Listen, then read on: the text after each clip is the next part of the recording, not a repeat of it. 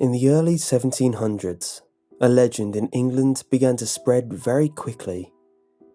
The legend was a type of boogeyman story, which was supposed to influence small children to behave. Well, that's how it started anyway.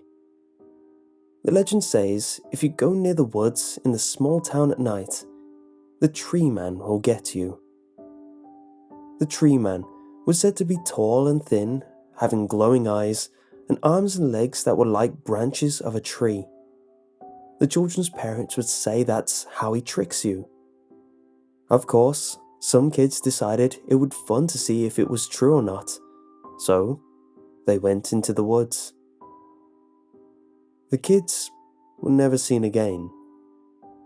About a year later, the bones of 3 kids were found. Each child's remains suggested that they were around the age of 15. The bones were bleached white, picked clean of any skin or tendons.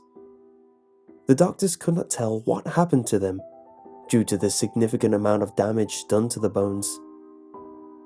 After the children's bones were found, their parents went crazy. One of the mothers even tried to kill her husband. She failed, but ended up committing suicide.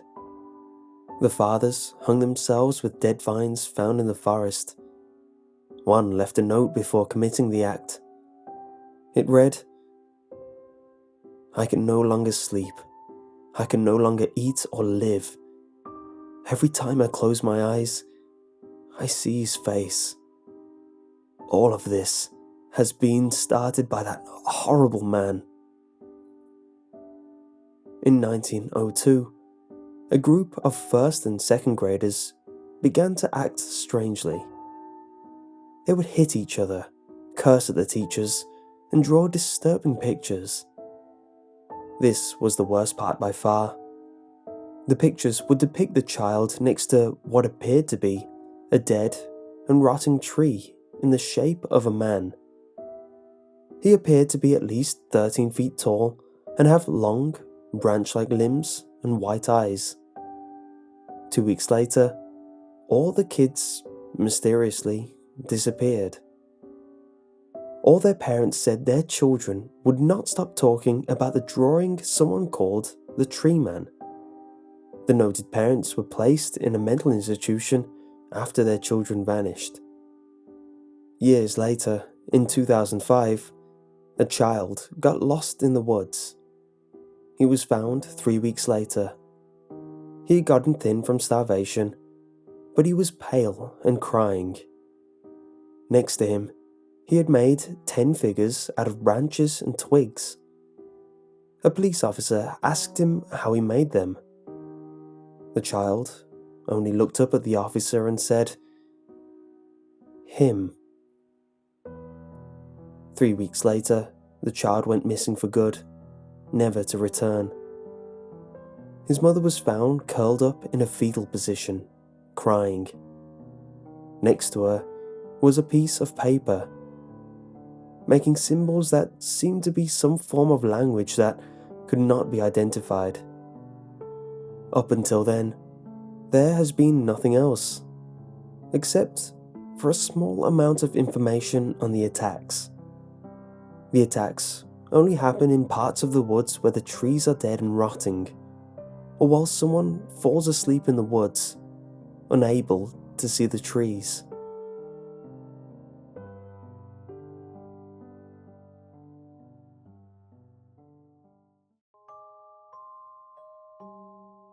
I have found many times in my life that strange occurrences are a staple in human culture. Ghostly apparitions, UFOs, Bigfoot, and others are all prominent in our lives one way or another.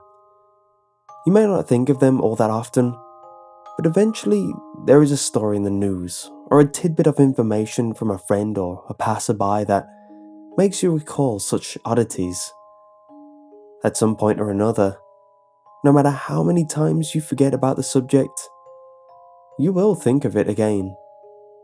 I had forgotten all about the monster living in my mom's pantry for several years. I had forgotten all about it. That is, until now. I was only 10 years old when I had first been told about the monster. It was a normal evening at my house.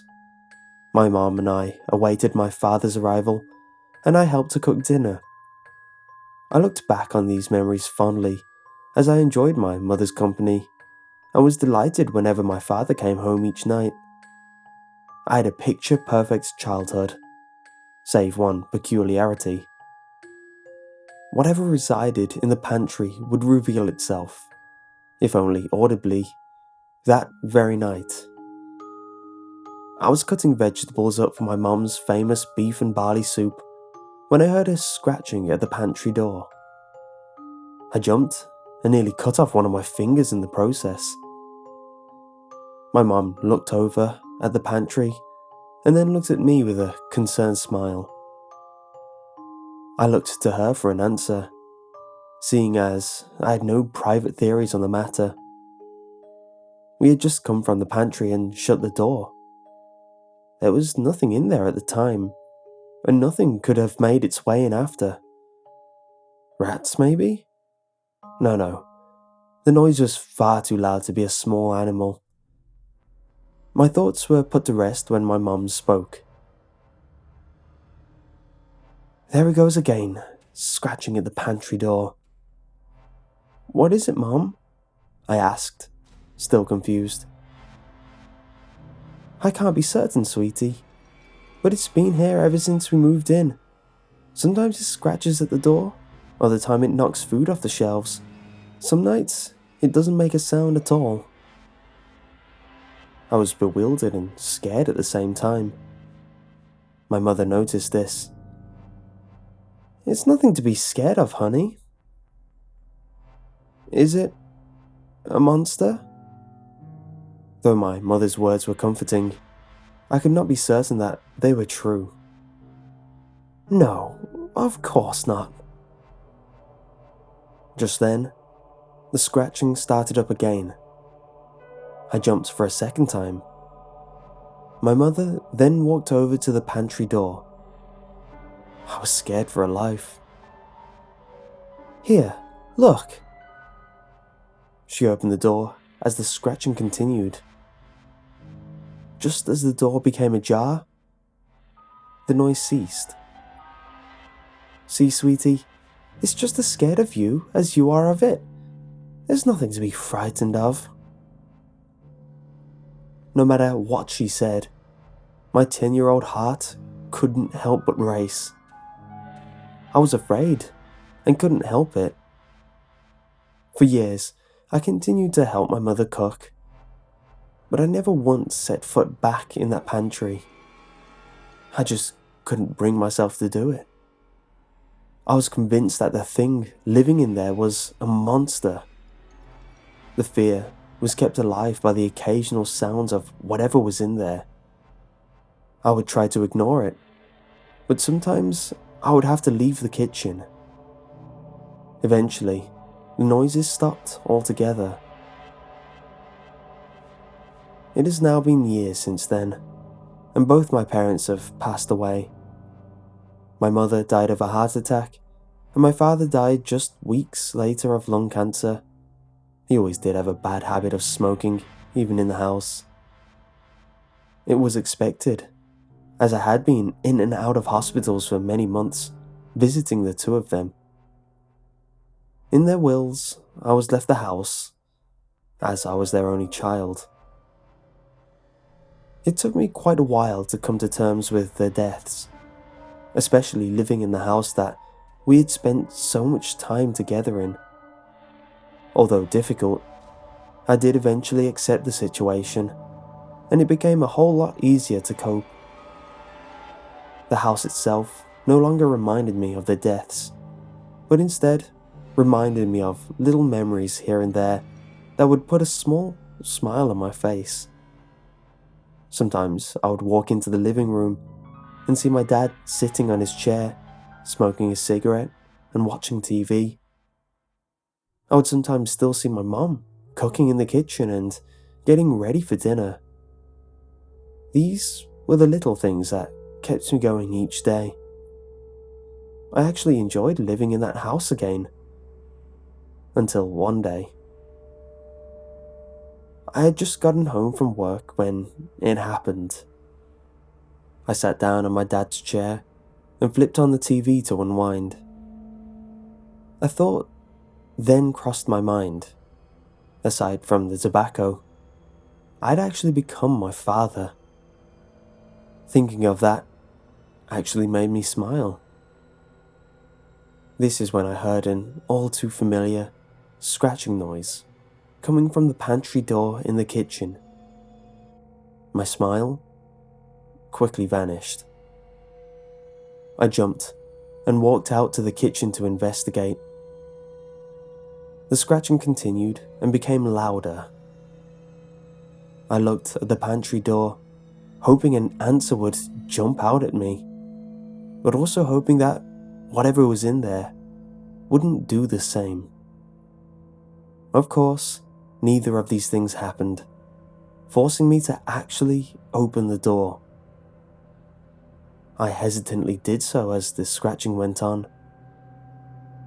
Much to my anticipation, the noises ceased, and I found nothing behind the door but empty shelves and an old broom.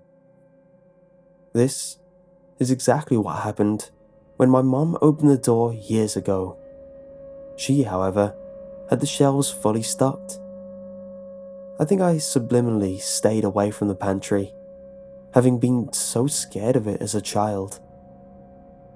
My food remained in the cabinets and fridge, with obviously nothing in the pantry itself.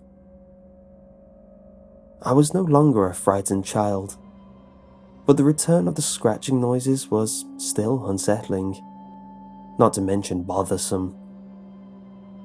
I didn't hear it for years before this, but now it happened every day, like clockwork. As soon as I got home from work, there was scratching. Sometimes I would even wake up in the middle of the night to the sound of it. It would not stop until I opened the pantry door. Then, of course, the noise would cease, and I would find nothing behind the door. This routine continued for almost a year. But one night, something changed. I was lying in bed, trying to sleep, when the scratching sound started up once more. I groaned in anger, not wishing to leave the comfort of my bed for anything, much less that damn noise. Because of this, I did not get up right away to open the pantry door. I just laid there, as tired as ever. After a few minutes, something odd happened. The sound of scratching stopped. Now, don't get me wrong, this was great. I didn't want to leave my bed anyhow. But the noise had never done this before. I was curious as to why. I got up out of bed and ventured down to the kitchen on the hunt for answers. What I saw alarmed me. The pantry door. It was wide open. This could not be. I'd shut it earlier that night when I got home from work, the first time I heard the noise that day. I quickly turned the pantry light on to reveal absolutely nothing. For the first time since I was a child, I was frightened of the monster living in the pantry. Whatever it actually was, I think it escaped. I scoured the house in fear for almost an hour, looking for whatever it was that had gotten loose. I was scared, actually scared. After going through every last room in the house, I took a deep breath and collected my thoughts. What was I doing? This was ridiculous. I was on the hunt for something imaginary. Sure, there was scratching on the door every night, but maybe it was a large rat or a raccoon. Maybe I actually did leave the door open the last time I heard the noise. Who knows? I managed to calm myself down as I made my way back to the kitchen to close the pantry door. That's when I noticed something that I had not seen previously. There were deep scratch marks on the inside of the door. Those were never there before. Even as a child, my mom had checked for any markings in the wood, and there were none. What was happening here? I backed up into the living room in awe, keeping my eyes on the pantry door and its mysterious scratch marks. I rubbed my eyes a few times to make sure I wasn't seeing things. I even pinched myself to make sure I wasn't dreaming. Surely enough, it was all too real, and I had no explanation for it. After a few more seconds of private confusion, I watched as a figure ran into the pantry at high speed and the door shut behind it. I was flabbergasted. I couldn't make out what the figure was, but I ran over to the pantry and opened the door to find out. With my heart racing, I opened the door and turned the light on. Once again, I found nothing. I quickly shut off the light, shut the door, and piled a bunch of stuff in front of it, including my dad's chair. I ran up to my bed and hid under my covers, as if I were a kid again, scared of the monster living in my mom's pantry. My late night adventure had come to an end. After the adrenaline and fear tapered off, I was able to get some sleep. I woke up and pretended that nothing had happened the night previous. I just did what I usually did. Put on my clothes, brushed my teeth, ate some breakfast, and headed off to work. I tried to keep the pantry and its resident as far from my thoughts as possible. Throughout the day, I found it hard to focus. I could barely function properly, let alone get any work done. My boss noticed this and asked me if I wanted to leave early and get some rest. I almost shouted the word no at him, begging him to let me stay. I wanted to be nowhere near my house. Luckily, he obliged. Even though I was able to stay at work, I had to clock out eventually. Despite my tiredness, the day went by too quickly, and I found myself home once again. I dreaded it. Even the memories of my parents could not help me now. I wanted nothing to do with this cursed house anymore. Despite my inner outburst, I still opened the front door and walked in. I was greeted with the sound of scratching. But this time, it was louder than it ever had been before. The scratching quickly turned to thunderous banging at the pantry door, and the things I had piled in front of it were actually moving a bit. Whatever it was that was in there really wanted to get out this time. I was as scared as I had been the night before, but I was also sick of the ordeal. I was being pushed beyond my means, and I needed it to stop. I walked over to the pantry and removed the items I had piled in front of it. The banging continued. I took a moment to mentally prepare myself. After a few seconds, I swung the door open. There, sitting behind the door, was a dog. He just sat there and looked up at me in confusion. I looked at it in the same manner. How could this be?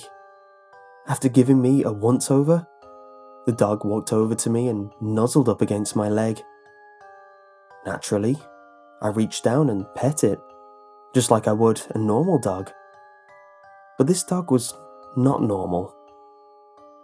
After a few minutes of getting to know each other, the dog walked back into the pantry and vanished before my very eyes. It was a ghost. My fear was no longer existent. I would come home to the sound of scratching at the pantry door, and I would smile. I now opened the door, not to see nothing behind it, but instead to let my new friend out. He would walk around the house and explore like a normal dog, and he would even sit down and watch television with me from time to time. Whenever someone came over, however, he would vanish. He seems to be the shy type.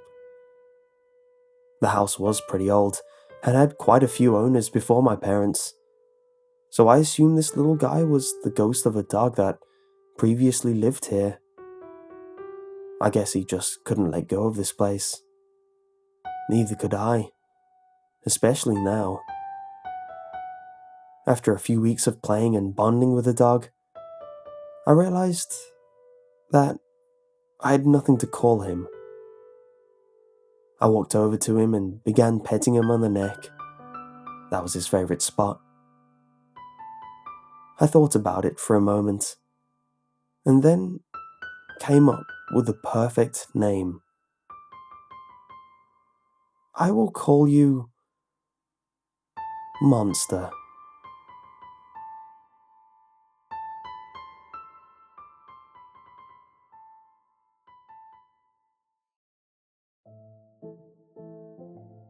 Annabelle was the focus of a case that famed paranormal investigators Ed and Lorraine Warren took part in during the early 1970s, and is highlighted in the book The Demonologist.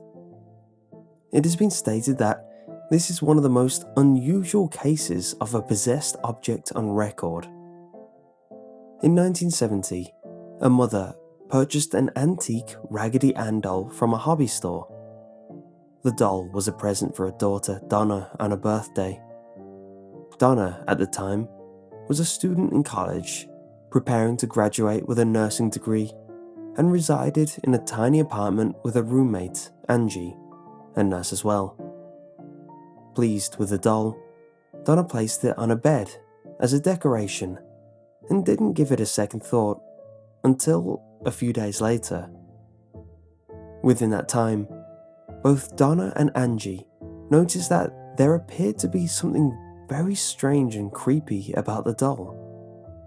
The doll apparently moved on its own, relatively unnoticeable movements at first, like a change in position, but with the passage of time, the movement became more noticeable.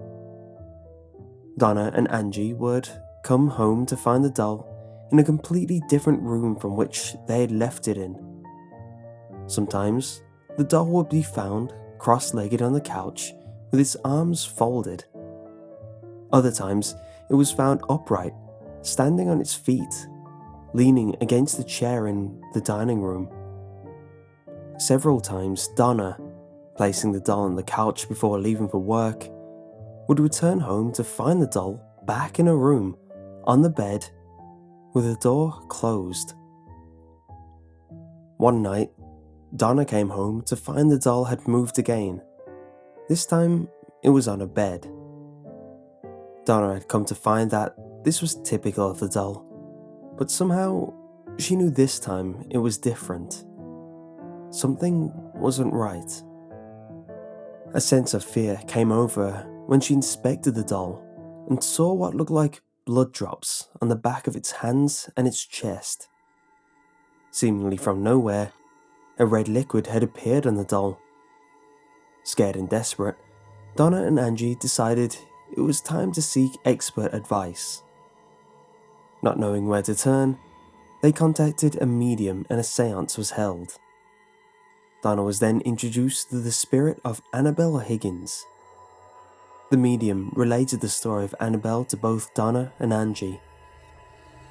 Annabelle was a young girl that resided on the property before the apartments were built. She was a young girl of only 7 years old when a lifeless body was found in the field upon which the apartment complex now stands. The spirit related to the medium that she felt comfort with Donna and Angie and wanted to stay with them by moving into the doll. Feeling compassion for Annabelle and her story, Donna gave her permission to inhabit the doll and stay.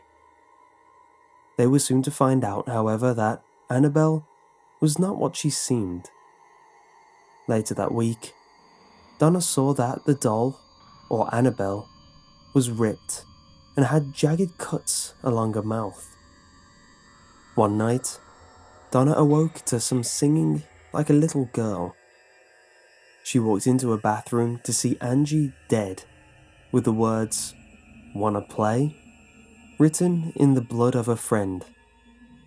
The doll was never found. Lou was friends with Donna and Angie and had been with them since the day the doll arrived. He had never been fond of the doll, and on several occasions warned Donna that it was evil, saying that she should get rid of it. However, Donna had developed her personal tie to the doll and decided to keep it, despite Lou's feelings. Her decision was a terrible mistake. One night, Lou awoke with a jolt of terror, a jolt that didn't seem like it was from his usual nightmares. Somehow, something felt different. What would appear to be a common case of sleep paralysis became all too real. He looked around the room but couldn't discern anything out of the ordinary. At first, anyway. Looking down toward his feet, he saw the doll, Annabelle.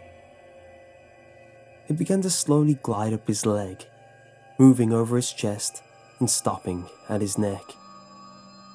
Helpless against it, the doll began to strangle him. After a moment, Lou, at the point of asphyxiation, blacked out. He woke the next morning, certain it wasn't an ordinary night terror, and was determined to rid himself of that doll and the spirit that possessed it. Preparing for a road trip the next day, Lou and Donna were reading over maps alone in her apartment. The apartment was eerily quiet. The sound was broken when rustling sounds coming from Donna's room aroused fear that someone had broken into the apartment.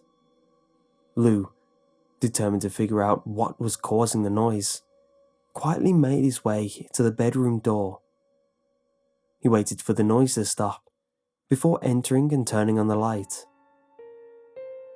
The room was empty, except for Annabelle, whom was tossed in the corner on the floor. Lou searched the room for signs of forced entry, but nothing was out of place. As he got closer to the doll, he got the distinct impression that somebody was behind him. Spinning around, Lou found that, despite his unease, nobody besides himself and the doll were in the room. Then, in a flurry of motion, he found himself doubled over in pain, with blood dripping from a cut on his chest. Upon opening his shirt, there, on his chest, were what appeared to be 7 distinct claw marks. I hope you enjoyed this article, and should you ever want to visit the infamous Annabelle, she can be found at the Warren Occult Museum in Moodus, Connecticut. The museum is run by Lorraine Warren, the famous paranormal investigator, and now frequent guest on the television show Paranormal State. Housed in a glass case at the museum, you will find Annabelle. Mrs. Warren relates that Annabelle still moves about occasionally, and is still known to make growling noises and unsuspecting visitors.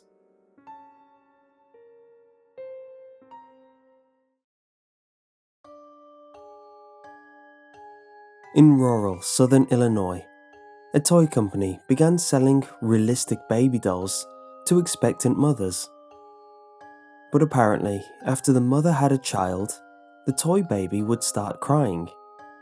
Eventually, The rocking motion, advertised to calm it down, wouldn't work, and you couldn't get it to stop without shaking it. Eventually, when it started crying, the parent would have to beat it, and the beatings and thrashings would have to get harder and harder to get it to be quiet. The only thing that seemed to shut the baby doll up permanently was to bash its head against the wall to destroy whatever mechanism triggered the crying. On more than one occasion, though, neighbours called the authorities to report child abuse, and when the police arrived, they found the bloody remains of infants smeared across the walls and on the floor. In most cases, the mother couldn't understand why the police were there. She just got rid of the stupid doll as she rocked a baby-shaped bundle in her arms.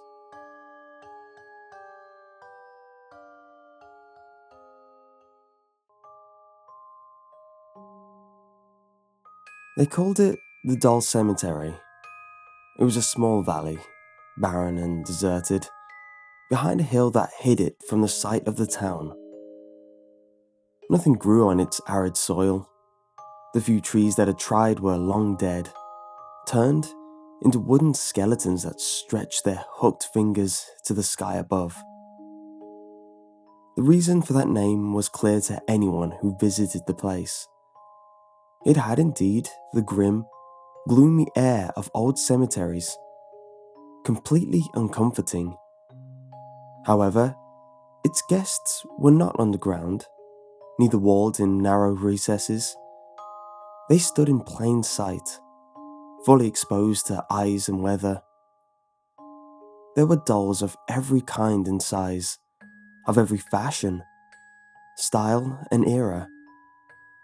Ancient misses with painted porcelain faces, whose richly embroidered dresses were now reduced to mouldy rags, cheap rag dolls, or what was left of them, their smiles faded, but still visible on their deformed, swollen faces. Elegant catwalk models 10 inches tall, who once possessed clothes and accessories, and now stood naked and twisted into unlikely positions.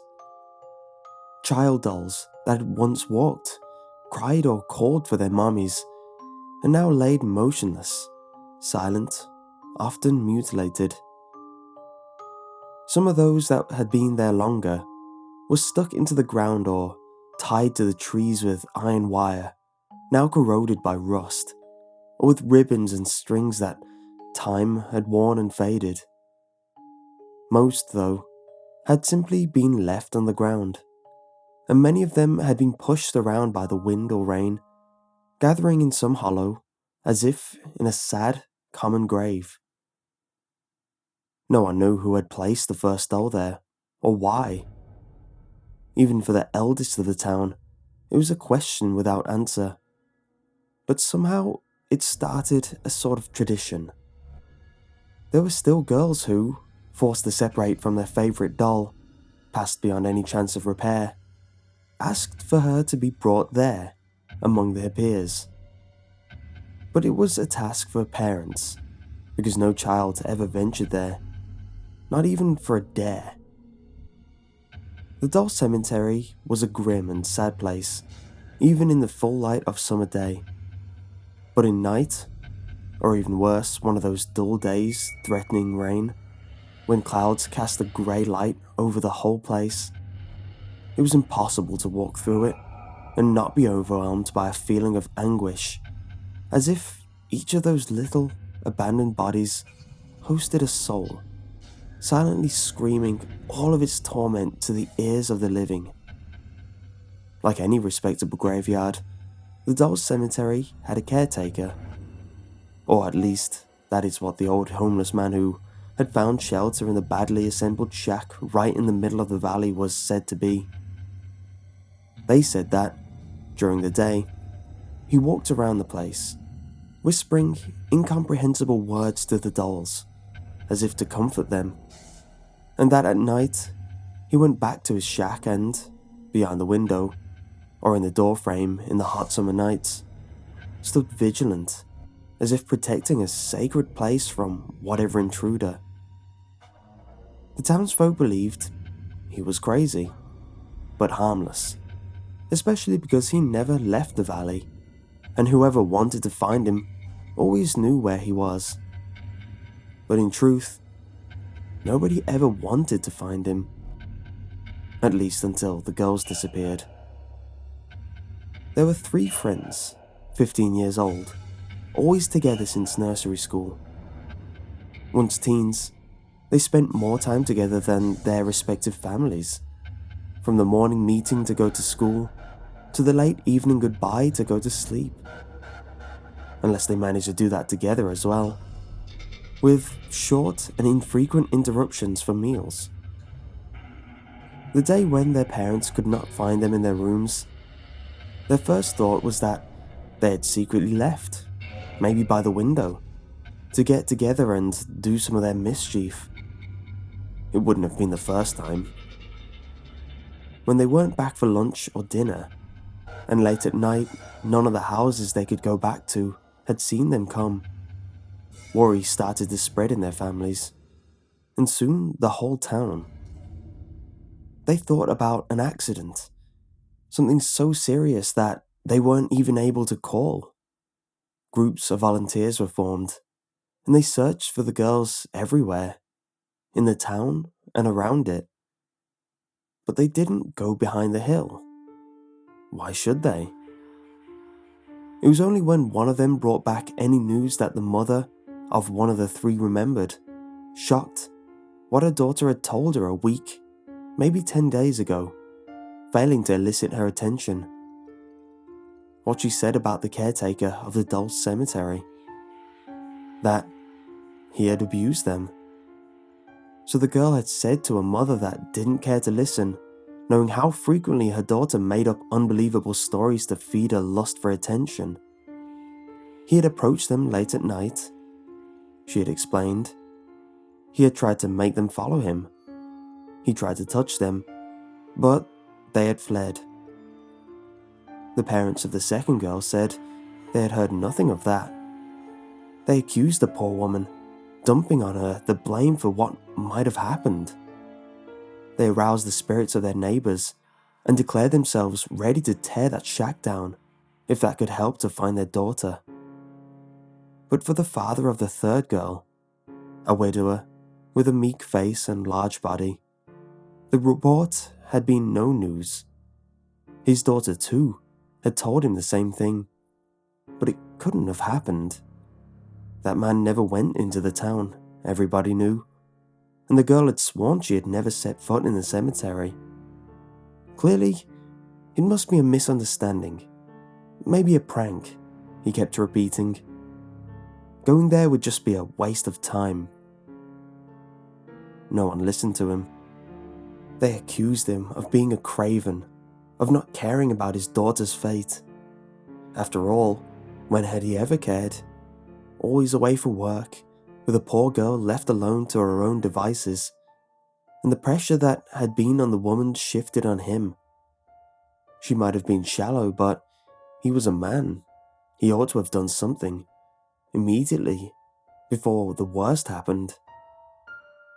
His words, his apparent attempts to clear the homeless man, were worth nothing, except maybe to exacerbate the people even more. A compact group of men, armed with a wrath they deemed right and with bad intentions, joined the parents of the girls to go to the Dulce cemetery in the unshakable belief that the girls would be found there. And they were. The first, the one who had said nothing to her parents, had been tied to a tree with iron wire. With her arms open wide to the heavens, her calm face, her head dangling forward on her broken neck. She looked like an angel who wanted to keep vigil on that place of death, now real. Cries of rage rose from the crowd, who started to march faster. Still, even before such evidence, the widower kept saying that it was impossible, that the caretaker couldn't have done that. The second girl, was halfway to the center of the valley. She sat on the ground, her back leaning on a trunk, her arms limp at her sides. Her ears had been ripped away from her head violently, and rivulets of blood painted her face, running down her cheeks. A fabric ribbon that maybe once had been light green had been tied over her mouth. It would have been a poor gag if she had still been able to talk. The dramatically belated rescuers started to run. Maybe there was still a chance to save the last girl, even though her very father, surely out of his mind by now, was shouting for them to stop, to stay away from the shack. And there, on the door, they found the last one, the widower's daughter. She'd been thrown into the ground with no regard in a tangled heap. Her face was livid and bloody, her clothes marked by little round stains. Her mouth was open wide in a scream she would never be able to utter, because her tongue lay at her side, in a pool of blood that looked like some beast had walked on it. But for sure, no beast, not a real one, had done that to her. No one wanted to hear anything else. The shouted ramblings of the widower got lost in those of the crowd, inciting itself to avenge the girls. The man stepped back as someone kicked down the door of the shack. Then everybody else did the same when the stench, coming from within, assaulted them like a living beast, as if it had been lurking in wait behind those weak planks. No revenge would ever take place. The caretaker of the doll cemetery lied lifeless on the floor of what had been his home. His skin was livid, his body swollen, and a pool of dried blood surrounded his head like a macabre halo. He had been dead for days, weeks maybe. Silence suddenly fell on the crowd. Nothing could be heard, except the gulps of those who had lost their daughters, and the flutters of the wings of some birds, or maybe the sound of small footsteps moving away. Glances were exchanged, full of questions nobody wanted to speak, and answers nobody wanted to hear. Then, all eyes converged on the only one who had never wanted to go there, who's now walking away slowly, looking down, clutching his chest with his hands. They saw him stumble towards the hill, then suddenly stop to free the hem of his trousers from the hand of a doll that must have got stuck into it. They saw him tremble as he shook his leg, as if in panic, then turn around and disappear behind the hill with a brisk step. From that day, nobody set foot in the doll cemetery anymore.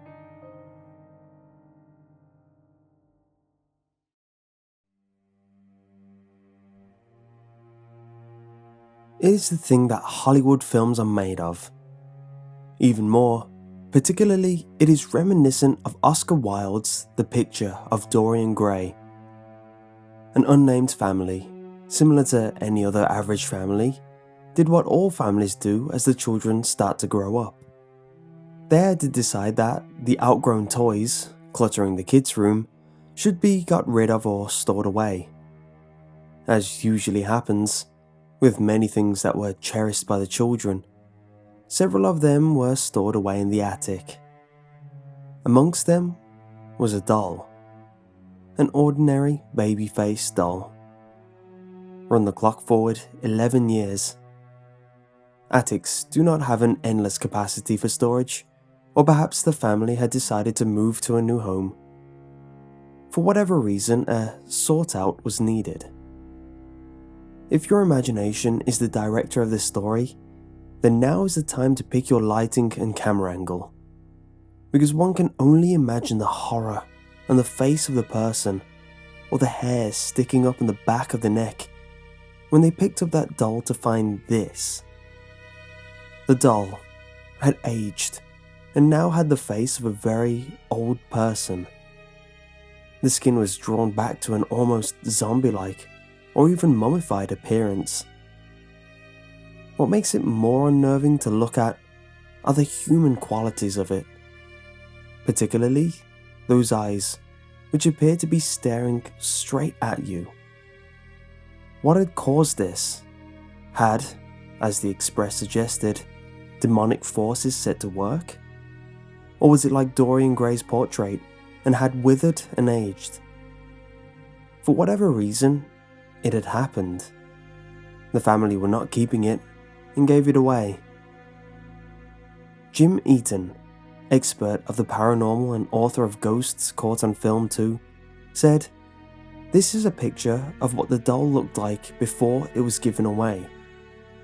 We can only wonder at what condition it is in now." Apparently the family had given it away. The doll was later sold on for a considerable amount of money. As Jim Eaton said, "What it looks like now, we can only guess at.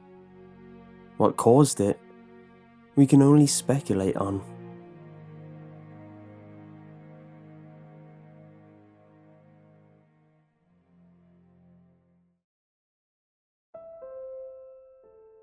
This all began with a family trip to Las Vegas.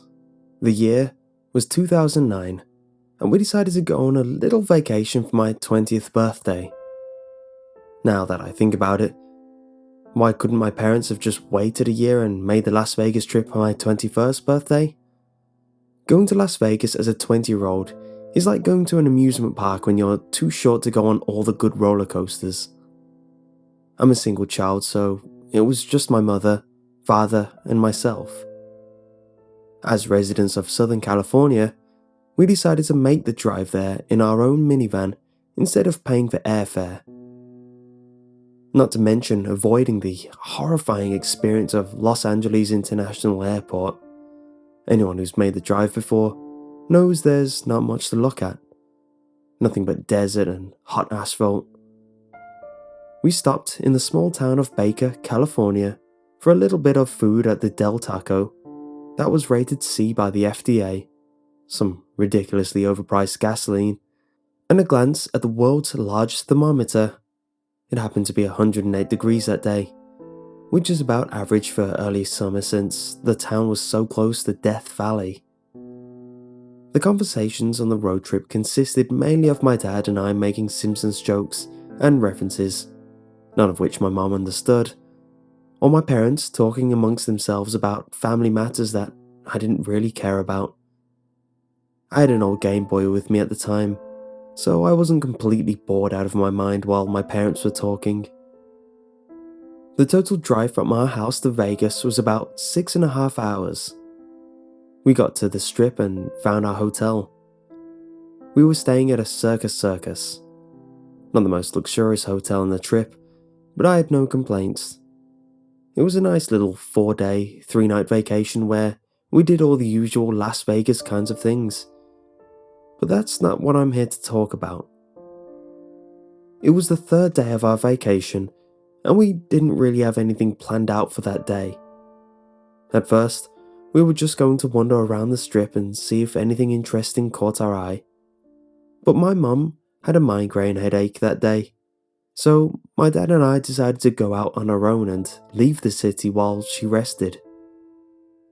We were both fascinated by the whole UFO phenomenon, and we knew that the legendary secret base known as Area 51 was about 85 miles north of the city of Las Vegas. So we planned a little adventure. To go up that desolate Nevada Highway 375, otherwise known as the Extraterrestrial Highway, and head north. We planned to look around a bit and get some pictures at the borderline of the base. I find the concept of a legendary secret hilarious, by the way. We knew that there wasn't really much to see other than signs telling you that this was government property, and that they have the right to shoot on sight if you tried trespassing. but we felt that that alone would be a good photo opportunity, and that it would just be cool to say, hey, I've been in Area 51. So we drove for about an hour and a half, seeing literally no traffic, which, honestly, was a little unsettling, though not unexpected. We got as close to the base as we could, got out the car and found that it was exactly as we expected. There was a dirt road that was blocked off with those aforementioned signs and a locked gate. The peculiar thing was that there weren't any fences or walls blocking entry to any of the forbidden areas. Just these orange markers sticking out of the ground marking the territory. I guess they just feel that since no one has the balls to go in there, why build a fence? We could see all the equipment they have for spotting curious onlookers such as ourselves. There were strange devices sticking out of the ground that I'm sure were used for things such as detecting oncoming vehicles, thermal surveillance, and all sorts of video cameras. Before we knew it, I noticed that there was a white truck sitting on top of the hill with two men equipped with binoculars inside watching us. I'm sure they were there to make sure we didn't do anything stupid and to show us that this was serious business. I bet they get people out there like us all the time. Needless to say, we didn't do anything stupid. We just took pictures of ourselves in front of the "We'll shoot on sight" sign, looked around a little bit, and decided to get heading back because it was starting to get dark. The problem was that it shouldn't have been getting dark, and it was getting dark fast, unnaturally fast. When we got to the border of the base, it was around 3 PM, so we should have had at least 5 hours of light. But it felt like we'd only been there for about 45 minutes. My dad looked at his watch and saw that, indeed, the watch said it was 3:43 PM. The only thing wrong with that was that his watch had stopped ticking. We discussed this strange occurrence briefly, but then just decided to get in the car and get going. We got into the van, sat down, fastened our seatbelts, and my dad turned the key in the ignition. The engine started fine. However, every electronic component of the car was not functioning. We couldn't get the lights on, the radio wasn't working, and the digital clock face was completely blank. At this point, we were starting to panic. The car was in perfect driving order, but we had no headlights, and the sun was quickly dipping below the mountaintops. The decision we made was just to drive as fast as we possibly could for as long as we had visibility. If we got pulled over by the cops, that would be our best case scenario because then we would at least have some help. Getting a speeding ticket, even a big one, would be a small price to pay. We of course thought to try our cell phones, but just like all the electronics in the car, they were completely dead. Let me give you a little recap of our situation. My dad is now driving like a bat out of hell, going at least 110 miles per hour down a completely abandoned highway in a minivan, trying to get back to civilization before the sun disappears below the horizon at what we think is around 3:55 PM. My dad is completely focused on the road at this point, but I'm starting to see things out the window of the right side of the car. I don't want to tell him because if he looked, he'd probably flip the van and kill us both. Honestly, I can't tell you what I was seeing. There were streaks of light of varying colour, things that looked like fireworks imploding instead of exploding in utter silence, some very large, pulsating lights that were just kind of teetering back and forth in the sky, and other things my vocabulary simply cannot convey. These were definitely unidentified flying objects, but not the type of things that I think would constitute any kind of alien spacecraft. It was at this point that another strange occurrence started. The sun was so quickly disappearing behind, the mountains seemed to stop just below the horizon. It was odd. The sun was completely obscured by the mountains, but we could still see its glow behind them. We were in some kind of endless twilight. As strange as it was beneficial to us, because at least in this situation, we had the visibility to continue moving on and hopefully get back to the city so we could put this crazy cluster behind us. Something else I found comforting was that those strange lights that I was seeing earlier had vanished. Our newfound optimism was, however, short-lived. We'd been driving twice the speed limit for over an hour now, but we hadn't seemed to have made any progress. At this rate, we should have at least seen some of the building or other motorists. Actually, when I think about it, at the rate we were going, we should have already reached Vegas. Instead, all we were seeing was the same abandoned highway in an orange tint that we'd been looking at this entire time, with no recognizable landmarks for bearings. It's not like we could have made a wrong turn or anything like that. The entire trip was a straight line. Something was seriously wrong, and we both knew it. We just kept continuing down this seemingly endless road with no real semblance of time. But then, we finally saw something that was different. Way off in the distance, we could see something large, blocking the road in both lanes. As we got closer, we identified the obstruction as several large vehicles parked sideways. It was an apparent military blockade. There were 2 large Humvees and a single canopy-topped troop carrier. As we approached, my dad began slowing down.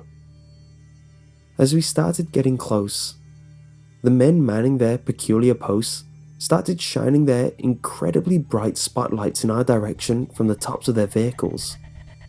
We then heard a loud, deep voice over a loudspeaker.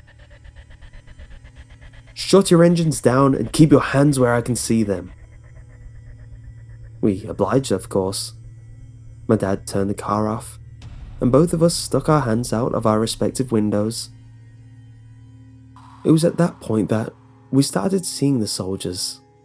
They seemed to be wearing normal military uniforms, though with the bright lights it was hard to tell because they were heavily silhouetted. One thing I did find strange was that they were all wearing gas masks. Something about this just didn't seem right. Nothing about this entire situation made sense. Why would they be blocking off the road going away from the base? Why is the sun apparently being frozen just beyond the horizon? And what were those lights I'd been seeing? I counted 6 soldiers of varying heights and builds. They all seemed to be carrying standard M4 assault rifles, as one would expect. But there was just something about them that seemed off. That point accentuated by the gas masks. We were approached by 1 soldier on each side of the car. Each of our windows was met with a soldier, and the one on my father's side asked in a stern, somewhat warped sounding voice, "What business do you have being here?"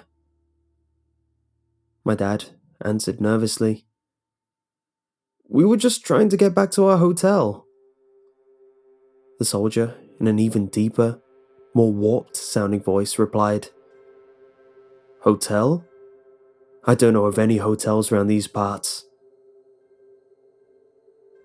It was at this point that I started feeling strange. Time and space seemed distorted. I looked at the soldier on my side of the car and noticed that he had no skin exposed whatsoever. I looked him dead in the eye, and all of a sudden, I was having images appear in my mind's eye. Thousands of them, all at once, and an accompanying cacophony of sound bombarding my ears from within. I'd never experienced anything so intense and overpowering in my life, and doubt that I ever will again. I used all my energy just to try and stay conscious, but I couldn't hold out for long. The next thing I knew, it was early morning the next day. The sun had apparently set and risen as it always does, and my father and I regained consciousness together. We were still in our car, with a car in motion. However, now, all the electronics were functioning properly. We were turning down the street that leads to our hotel. It seems as though my father had driven all the way back with no memory of it. He told me that he had a similar experience to what I did, and also lost consciousness around the same time as me. The clock radio in the car said it was 6:18 a.m. My dad checked his analog watch to confirm it, but it read out 1:15 as the time. It was off by over 5.5 hours, but it was ticking again. We didn't know what to say to each other. Neither of us could come close to comprehending what had happened that night. We made it back to the hotel room with my mom, worried sick, and us not knowing where to start to explain what the hell just happened to us. We ended up telling her that our car broke down on the highway, so we were stuck on the road all day waiting for help and had forgotten to charge our cell phones. So it wasn't until early that morning that a generous trucker stopped and helped us get our car in working order again. She was incredibly mad, as she had every right to be, but she believed our story. It didn't feel right telling her what actually happened since we weren't even sure ourselves.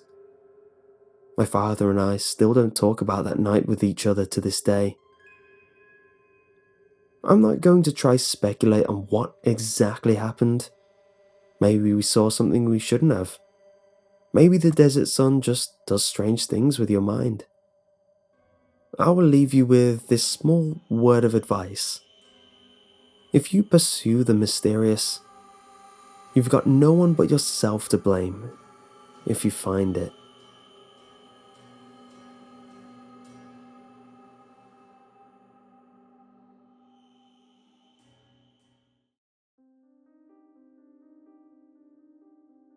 In 2003, a photograph depicting a lost child began circulating the internet. There was no detail on the child other than what was seen in the actual photo and could be found under the search parameters find_me.jpg.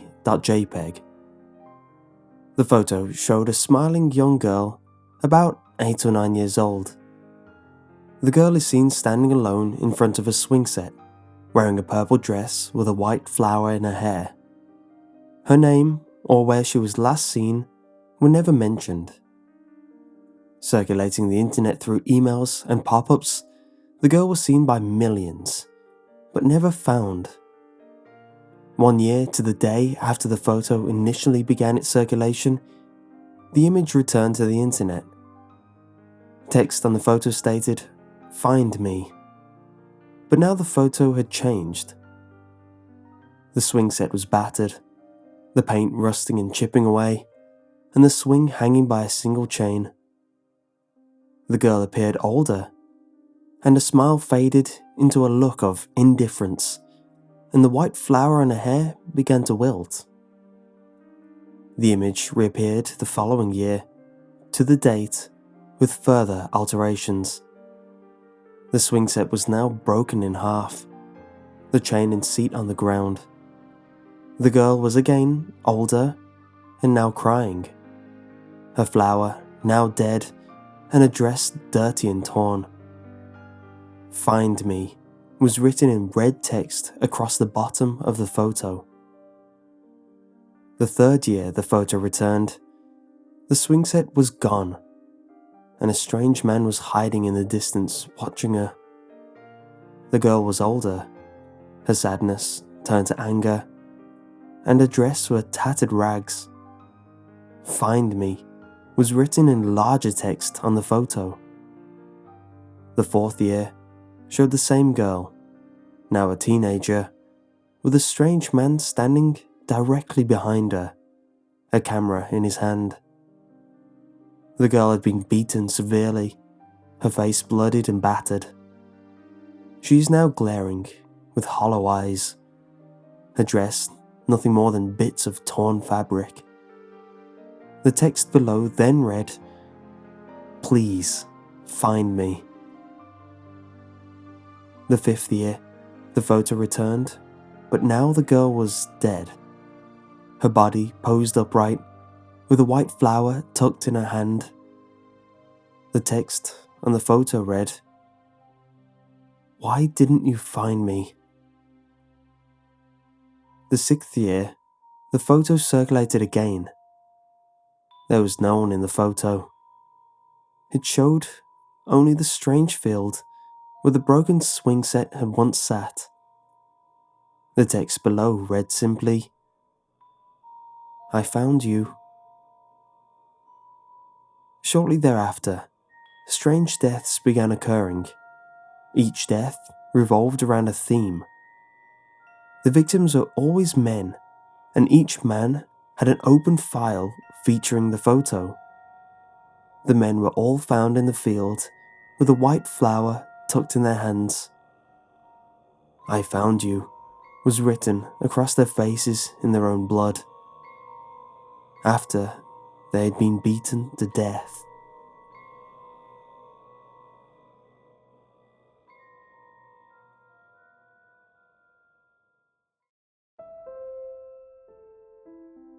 This occurred not long after I turned 18 years old.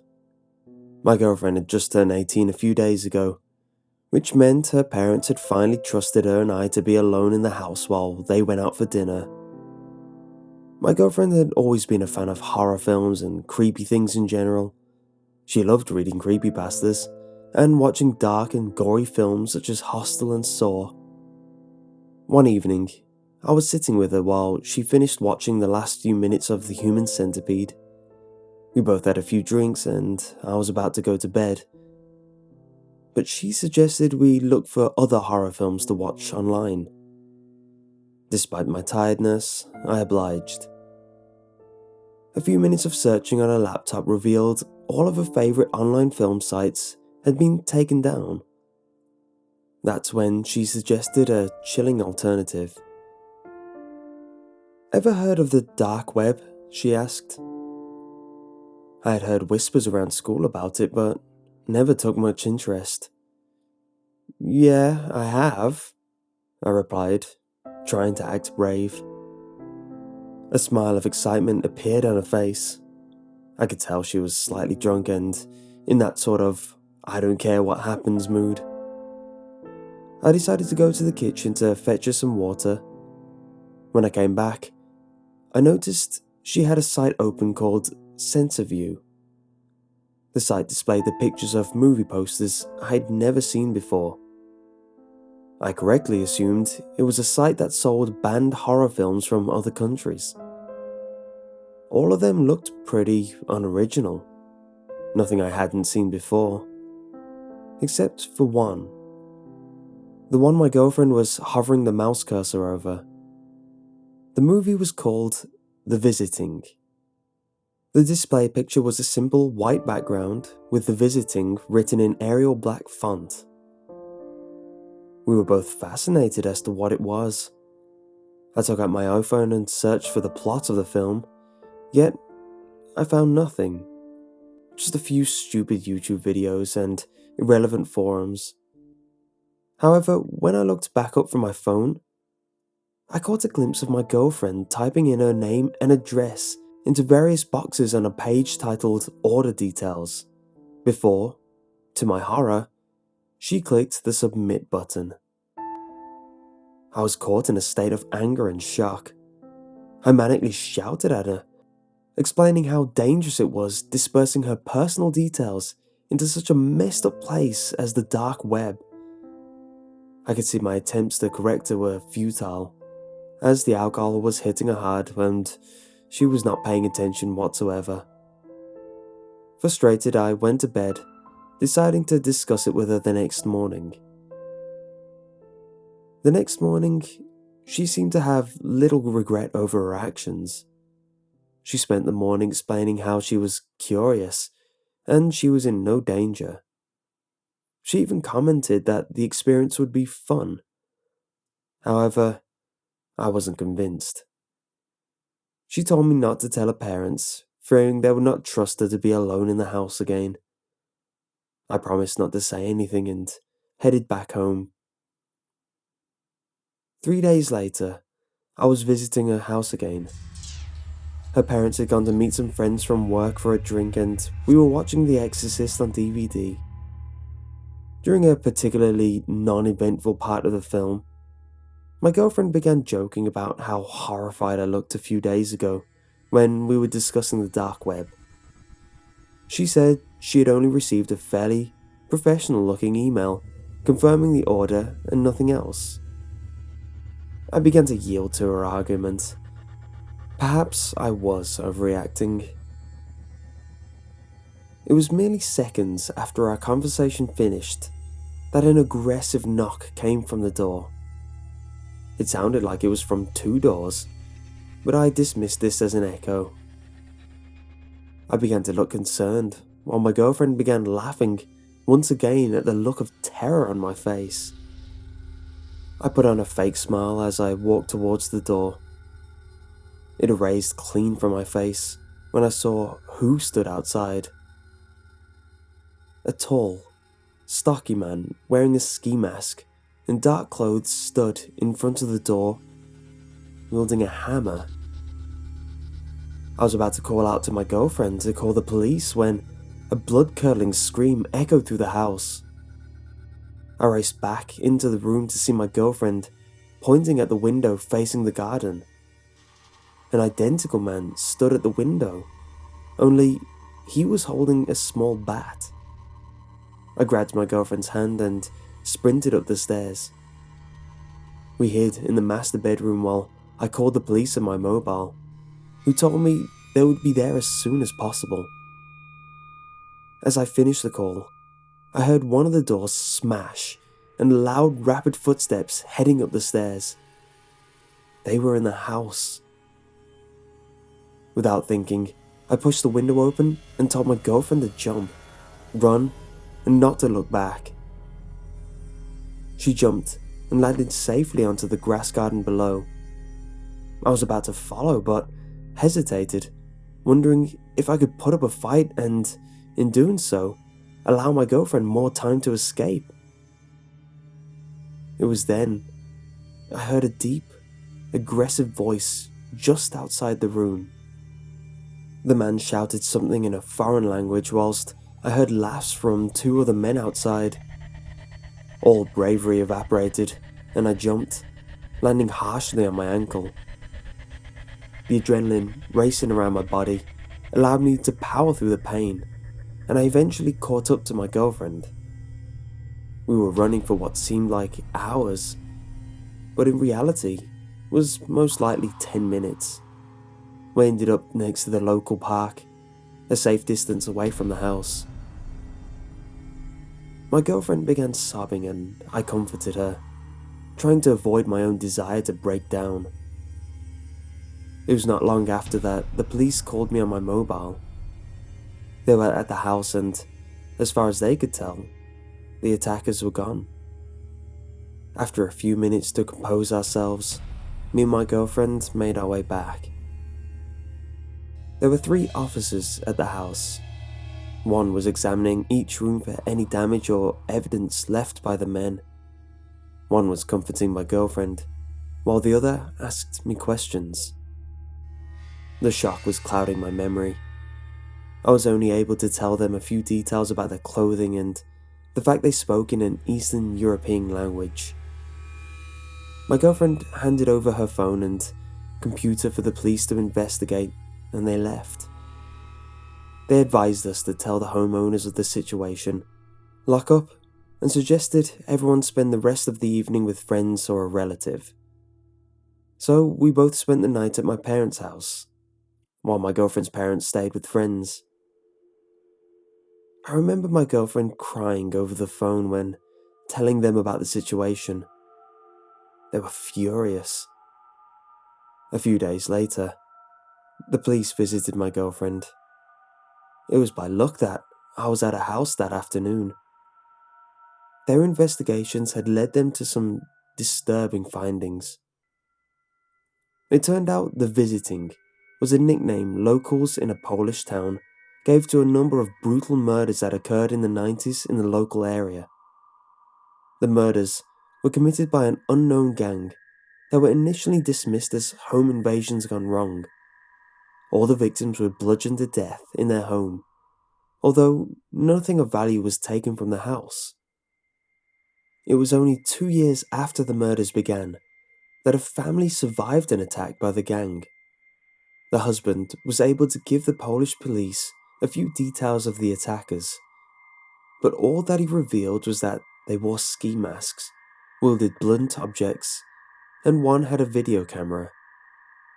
However, the crucial evidence was that one of the attackers had dropped a backpack containing one blank videotape and 3 other tapes with content on them. The 3 tapes showed the horrific murders of the other victims of the attackers. The police came to a shocking conclusion that these men were creating snuff films to be sold to whatever sickos paid enough for them. A nationwide manhunt began, but after a few years of investigation, nothing was found. I remember feeling incredibly cold as the police told me their findings. They went on to tell me that the men most likely fled Poland during the police search and could possibly have entered the UK as workers when Poland joined the European Union.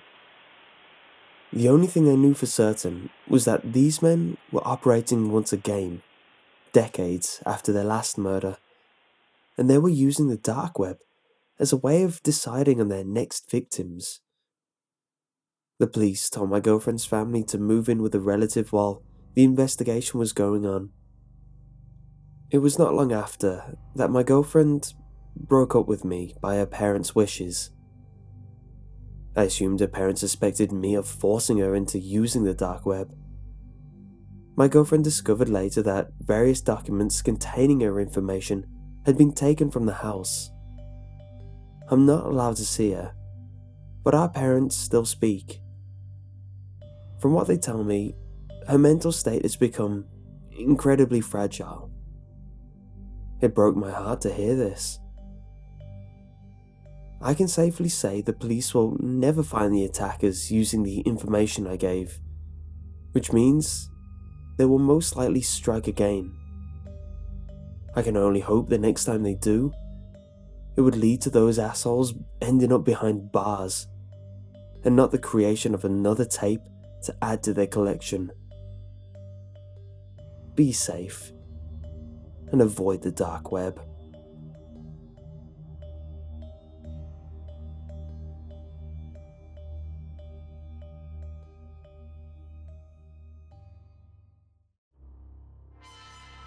Everyone has been to the weird part of YouTube. If you haven't, then I suggest you try to do so. It's a very simple process. In fact, to make it easier, I will lay out this simple step-by-step form. Step 1. Important. You find any video you want. Absolutely anything you want. A cat video, a music video, anything. Something from Japan will work best. Step 2. Click on the strangest related video. The absolute most mind-blowing looking thumbnail or title. Step 3. Continue step 2 until the most liked comment is, "I'm in the weird side of YouTube again," or something along those lines.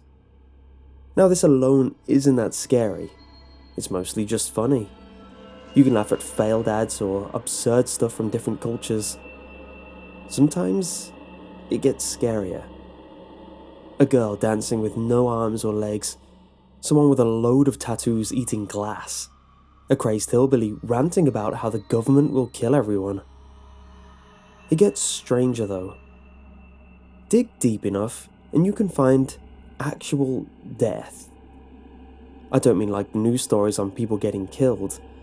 I mean full-on amateur snuff films. No After Effects or CGI. Real people getting killed. You're wondering why YouTube doesn't take them down, aren't you? Well, there are two reasons for this.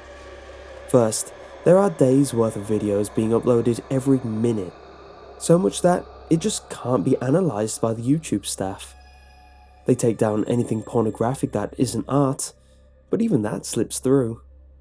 Second, money. YouTube only pays attention to stuff that pays, is protected by copyright, or gets a large amount of views in a short amount of time. That last one is the reason for the 301 views phenomenon.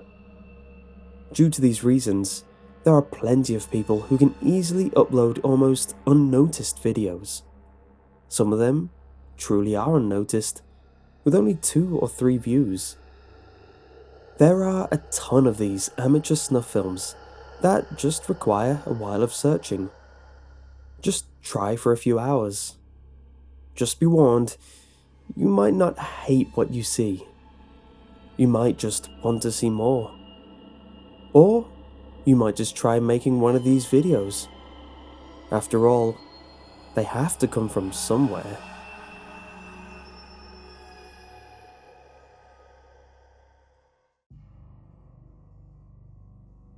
YouTube is a pretty vicious place. Many violent and dreadful things are put up on YouTube for the whole world to see. But there is a particular YouTube channel with a few million subscribers. All of its videos are people being hurt and beaten, and some are even eaten alive by predatory animals and cannibals. It's disgusting. How and why does this YouTuber record these events instead of helping the people in danger? How does he find people in those deadly situations over and over again? And how does YouTube never manage to remove his videos? These questions have been circulating in my mind ever since he touched my life. I must admit that I've watched many of his videos, but I'm sure that some people have tried to charge him. He is clearly sadistic, but I would think that anyone would feel ashamed to gain so happily from other people's suffering. The weirdest part, though, is that some of the people he records survived through their trauma, and they end up in another video of his. If they continue to survive, then they get to be in more of his videos. So some people think they are all actors. Everything is planned. To me though, something just doesn't sit right, especially considering what happened to me a couple of months ago. I lived alone. One day, I was in my garage by myself, and something heavy dropped to my head. I was out for a couple of minutes. I went to the hospital and everything was fine, but when I went on YouTube the next day, there was a YouTube video with many views that featured me getting hit in the head by a hammer in my garage. Nobody was in the garage to record me, and I don't have any cameras in the house. It's not something I would ever want on YouTube. It was that guy though, the one who puts up these videos. How the hell did he find me? Eventually, I encountered more and more dangerous accidents, but I was always lucky enough to survive. With every situation, there's a new YouTube video of me in that same experience, and I just know it's the same guy recording me. I have never seen him in my life, only his gruesome videos. I've tried contacting him and telling him that no matter how he managed to record me, he would suffer consequences. On multiple occasions, I threatened to contact the police and take him to court. He never replied, but I decided to get in touch with another victim, Joel, whom this guy has recorded many times. In Joel's workplace, he became the company's laughingstock on account of all the ridiculous videos of him on YouTube. Joel told me that he doesn't know how the guy has managed to record him so many times, and that he was always sure he was alone during all his accidents. Joel has been dealing with this for about a year, and he told me that he had never been a clumsy person before all this happened. It's some sort of curse. When someone's chosen, their misfortunes come at the expense of this YouTuber forever. Then, one day, the worst happened. It was another video of Joel. He had gotten into a car accident involving smoke, broken glass, and explosions. It was so horrific that I can't go into detail. After that, I became afraid every day of what would happen to me. Eventually, I saw him in my house. I slipped on water on my kitchen floor, and when I looked up, he was standing there with his camera, smiling at me. I shouted at him to get out and to stop tormenting me. He ran upstairs, but after checking every room, he had disappeared. You guessed it though, I saw that video of me slipping on YouTube the very next day. To this day, I'm deeply fearful. He's always watching and always recording. I don't know what to do. If he chooses you, then you're it, and you have to live with his presence floating about you constantly. My accidents are getting worse and worse. Day by day, my life becomes more endangered. I don't know how to fix this, but I am writing this as a warning to all of you. Beware of the cameraman. If you ever see a video of someone getting hurt, you can't be certain that it's because of him. You just can't be certain that you won't be next.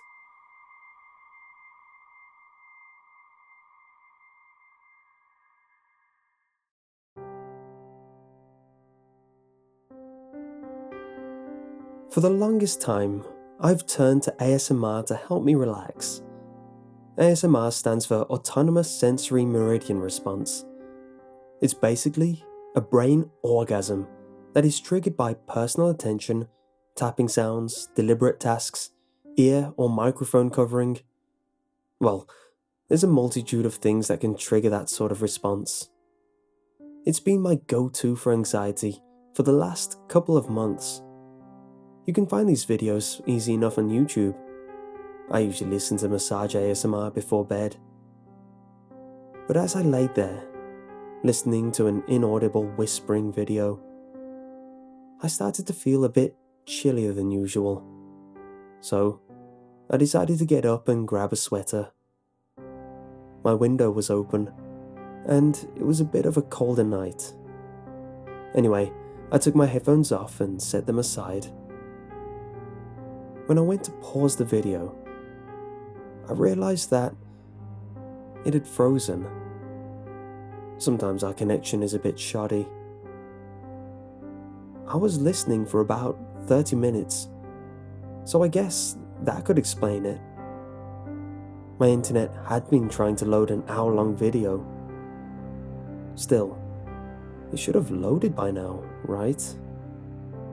I decided to click near the beginning of the video to back up and just listen to the same 30 minutes before bed. When I hovered over the progress bar, however, I noticed that the video had never played past the first 10 minutes. In retrospect, I should have realized something was wrong when I thought I could feel the breath on my ears.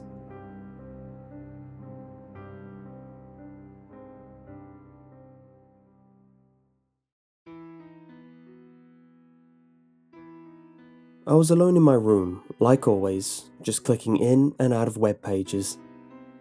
I really couldn't find anything interesting, considering it was 12 AM, and I was just dying to get some sleep. Though, Before I was going to exit out of the web browser and shut down my laptop, I noticed I received a message on YouTube. I opened the message and saw it was a recommended video. Now, normally I wouldn't dare to watch a video that's been recommended, because it's usually something really stupid or just really boring. Though something in me couldn't help but click the link. It took me to the video's link. The video was called The Viral Video, which I noticed had around 10 million views. Though what was really strange was that there were not likes, not even dislikes, and no comments whatsoever. Strange, I thought. Nevertheless, I pressed play. The video was black for about 20 seconds. Then, a man who looked like he was in his early 20s, with glasses and curled hair, popped up. He was looking straight at the camera with dull and sorrow eyes. He then started to smile. Not just any smile, but a smile with such pain, almost as if he was forcing that smile. The man suddenly started talking. I couldn't hear though, considering there was no audio. I did understand some things he was mouthing out. Alone, stop, never. What did those words mean? What was he talking about?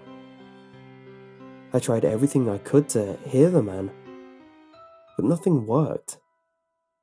I even changed my volume settings, but nothing happened. 5 minutes later, the man took off his glasses and reached for something under his desk.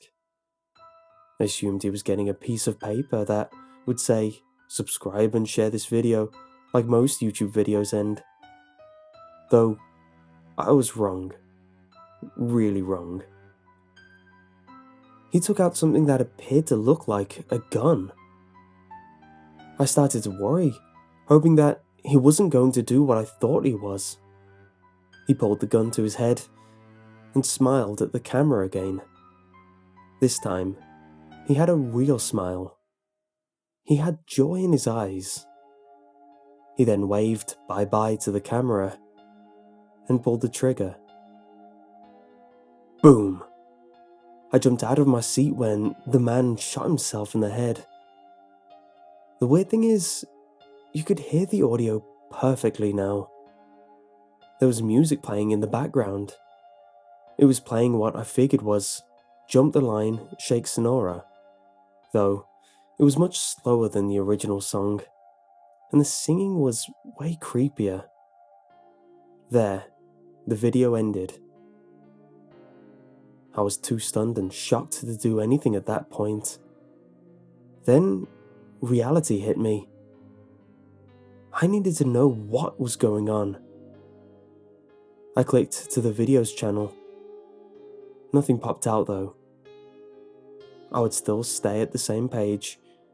At first, I thought my internet connection must not be working. But when I went back to the homepage, it was working perfectly.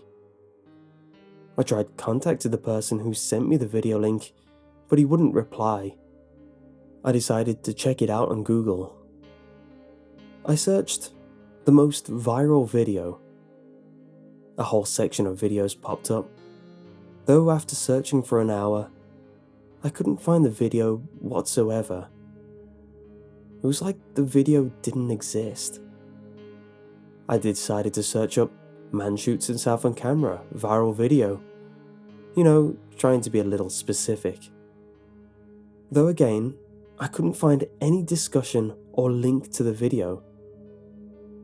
Then I decided to search up "alone, stop, never." There was only one link this time.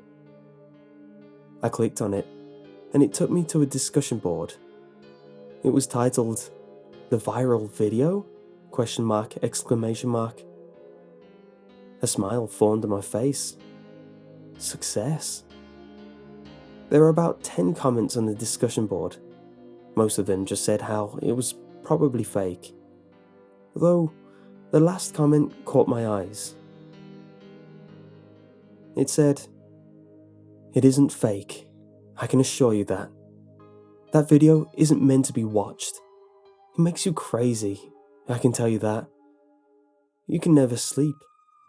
All you see is that man's face and that stupid song. Oh, that stupid song is always in your head.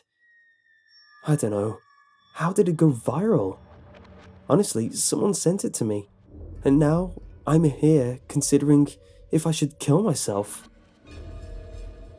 The comment was posted about 3 minutes ago.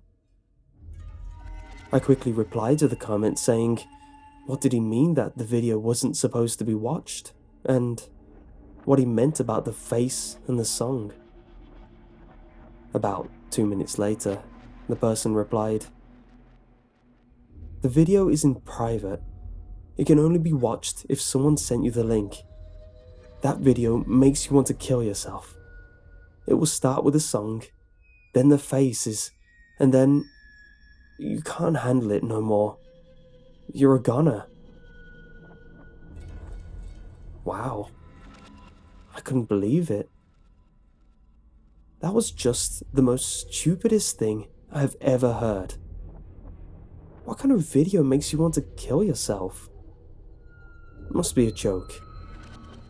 Yeah, probably a joke.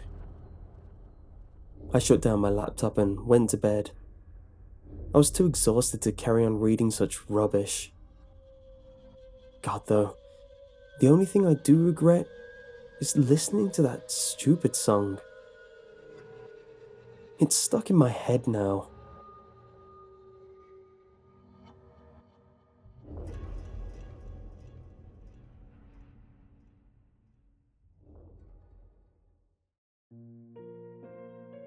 I think it was several weeks ago when it started. The electronics in my house started flickering on and off. At first, it was just a minor annoyance. I'd be on the internet, and my computer would shut down. Or I'd be cooking something in the oven, and it would turn off halfway through. I called an electrician, who said that the wiring in my house was in tip-top shape. Not believing him, I called several more electricians, all of whom said the same thing. I tried using less electricity in the house, thinking I was overloading it. Eventually, I learned to live with it. What sparked my attention was when my co-workers began to complain of the same thing. The woman in the cubicle over from mine confided in me that her iPad had died with a full battery, then resumed working minutes later. Soon, we were hearing bits and pieces about it on the news. They told us that the problem will be fixed soon, and nothing more. I soon found out that it wasn't just our area affected. Many areas across the country, and later on I'd find out, across the world, were being affected. Things began to get worse. By now, many were used to just one or two of their electronic devices not working at once. But when they began to all shut off at once, and then not work for hours on end, the panic grew. There was no explanation. The media couldn't tell us why. The electricians couldn't tell us why. Then the generators started failing. Most schools and office buildings, and even some private homes, have generators for when the electricity goes out. The generators were working just fine, and then, like their electronic brethren, they began to not work. Children had to go to school in complete darkness on some days. I even remember having to navigate my way through my office building with just a flashlight. Before the flashlight stopped working, of course. When the light stopped turning back on, people began to panic. No matter what was done, some homes were completely left in the dark. Panic set in. Without any media access, people were quite literally in the dark about things. Then, the delusions began. People screaming that they were hearing or seeing things. The woman in the cubicle over from mine had a delusion. I assumed that it was fairly bad, because she stapled her own eyes shut. Or so I heard, since by then, our building had completely lost power. Society began to break. Electronics keep our species in the know, in the light, and entertained. Without these things, well, we were seeing what was happening. I stopped going to work. No one was really going anywhere, anyway. People were just staying at home, stockpiling food and survival necessities, and taking care of their loved ones who were suffering from delusions. During the day, the only time where there was light now, I saw a man collapse on my lawn. I rushed out to help him, but as soon as I got near him, he started screaming, clawing at the air. "Oh God, the lights! We need the lights! Turn them back on, please!" I was afraid to approach him. I took a few steps closer, until what he said froze me in place. "They'll come if we don't have the nights. Come for us all, man, woman, child, every one of us." I felt my hair stand up on end. I'm a rational person, but the way this man was screaming, the way his eyes looked, I felt that he may not be just suffering from a delusion. I would have asked the man more, but unfortunately, he expired. I didn't want to leave him on my lawn, but I couldn't call the police, and I'd never seen his face in this neighborhood. I ended up dragging him to the police station across town, even though I knew the cops wouldn't be there. By the time I made my way back, the sun was setting. I felt my hair stand on end again as I rushed to my house, slamming the door shut behind me. An hour later, I was almost drifting off to sleep. I didn't do much else these days, when I heard it. A blood-curdling scream coming from a few houses over. I shot up in bed and ran as fast as I could to the house. A few others joined me as we waited to see what was wrong. However, no one came to the door. No one cried for help. One of the men who had come to help decided to check it out. He busted down the door and disappeared into the darkness inside. A few moments later, we heard his scream too. But as we were closer this time, we also heard a brand new noise. The sound of flesh being torn from bone, of inhuman laughter, of blood hitting the walls. All I can remember is arriving back home. If I think hard on it, I remember seeing one of them through one of the house's windows. Just its bright white eyeballs, of course. The being itself is black, matching the darkness it lives in. Of course, it does have those teeth. When it smiled at me through that window, I saw them. Shiny, white and sharp, gore dripping from them. And now, here I am. I've locked myself in my room. Only the moonlight from a small window to guide my pen as I write this.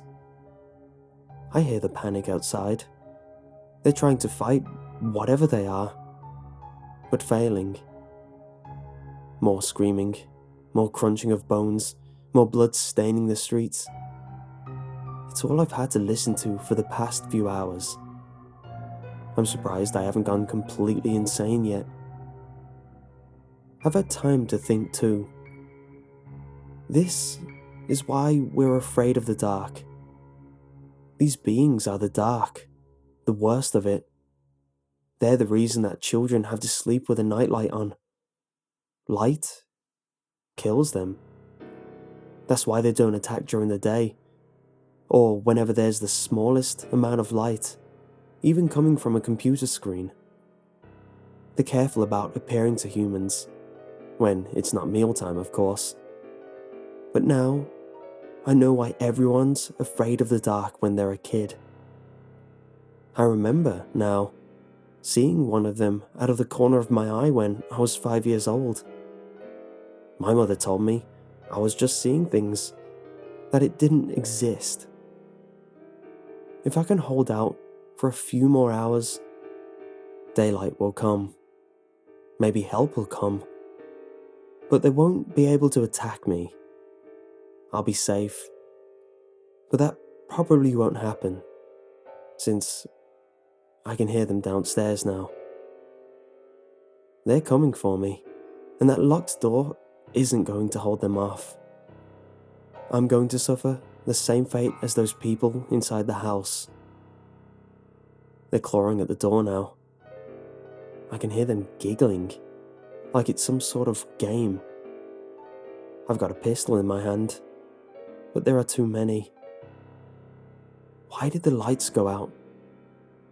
Maybe it was just our time as humans. The darkness is here to cleanse the earth.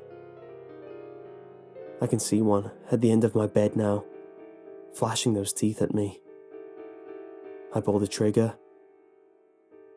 All I hear is a dull click. There's nothing I can do now.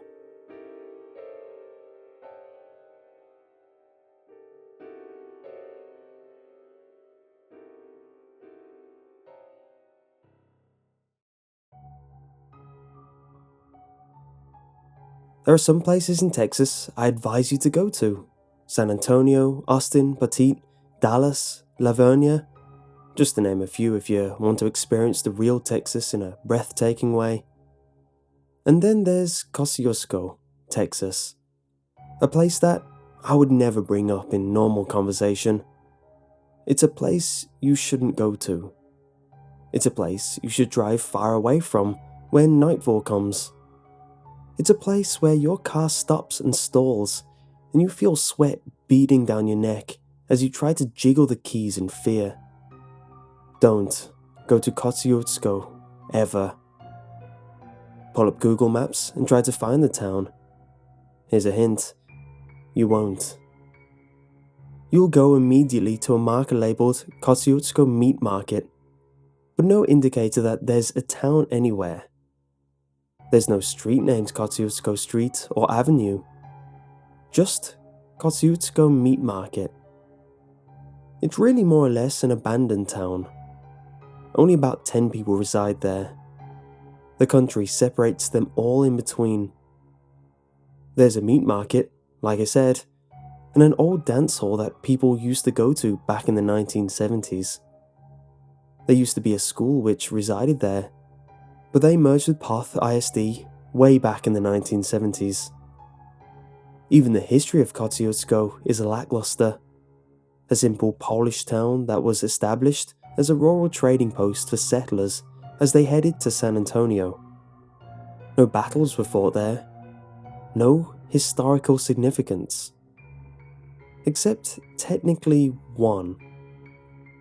The story of the Texas Chainsaw Massacre is a fabricated story based on Ed Gein, who murdered and sewed skin of women together. Urban legends steadfast hold onto the belief that the real incident of the Texas Chainsaw Massacre happened in Poth, Texas. This isn't true in reality. It was Kosciuszko where the legend began. Poth got attached to it because Kosciuszko lived and died with a very difficult sounding name. When the movie came out, the locals murmured and whispered among themselves that Kosciuszko's secret and dark past had been taken by Hollywood and transformed into a slasher film, complete with a cannibal family and bloody corpses that lined the grounds. It's a coincidence. The film had nothing to do with the town.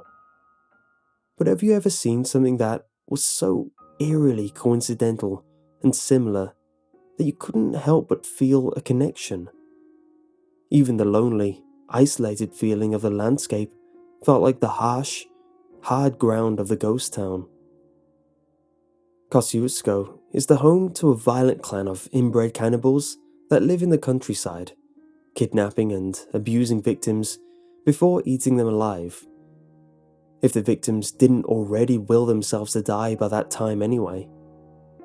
Nobody exactly knows where they came from, but it is rumoured that they were simply left behind when people started to move away. It's agreed that they're Polish descent and otherwise unintelligent humans, but that's all anyone can say.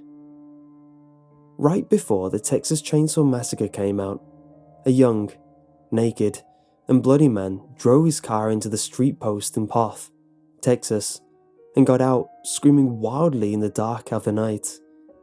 The police and ambulance came, bringing him to the hospital center in Floresville. After sedating him enough to clean him, the nurses and doctors found irregularities. He was bruised and blooded, and his flesh had been stripped on his thighs and buttocks, like a knife had been skinning him. He had no tongue, and was unable to speak. His wrists were hanging off the joint, as if it had been bound so tightly that it was essentially severing them clean off. His ankles were shattered and broken, and it seemed like pure will and luck that he even made it that far to Poth, in a car nonetheless. The police detectives gave him a pen and paper and asked him what happened. The only thing he wrote was Kosco, and died a day later from injuries and infections. His body was studied by the medical examiner of San Antonio, who took interest in the case, and the medical examiner promptly remarked that this would be his last autopsy, as this was the worst he'd seen. Shortly after he signed the papers, the medical examiner resigned and moved out of Texas. The medical examiner reported that the young man had been held captive for a week or so, bound by something tight, like rope or chains. His circulation was cut off in many parts of the body, requiring amputation of the fingers and toes. There were several infections raging in his body that would have eventually, by miracle had not, killed him. He was also tested positive for tetanus, and fragments of rusty metal were found in his bloodstream. He was dehydrated, starved, and abused repeatedly in the rectum, mouth, and a hole in the base of his spine was found to be filled with semen. Shockingly, this did not result in paralysis, and the doctor still can't explain it. His tongue was missing, and the doctor presumed that it was cut using the same rusty blade as the fragments found in his bloodstream, as well as the skinning of his thigh and buttocks. He also tested positive for HIV, which wound up quarantining the hospital. Blood, traces of seminal fluid, and rotted meat were found in his stomach, as well as a wristwatch. The guess is as good as anyone else's on how this poor man escaped his captors. The doctor theorized that maybe he freed himself by dislocating his wrists and slipping out of his bonds. How he was able to run with pure will to escape and survive, and the car he might have stolen on the highway or from his captors.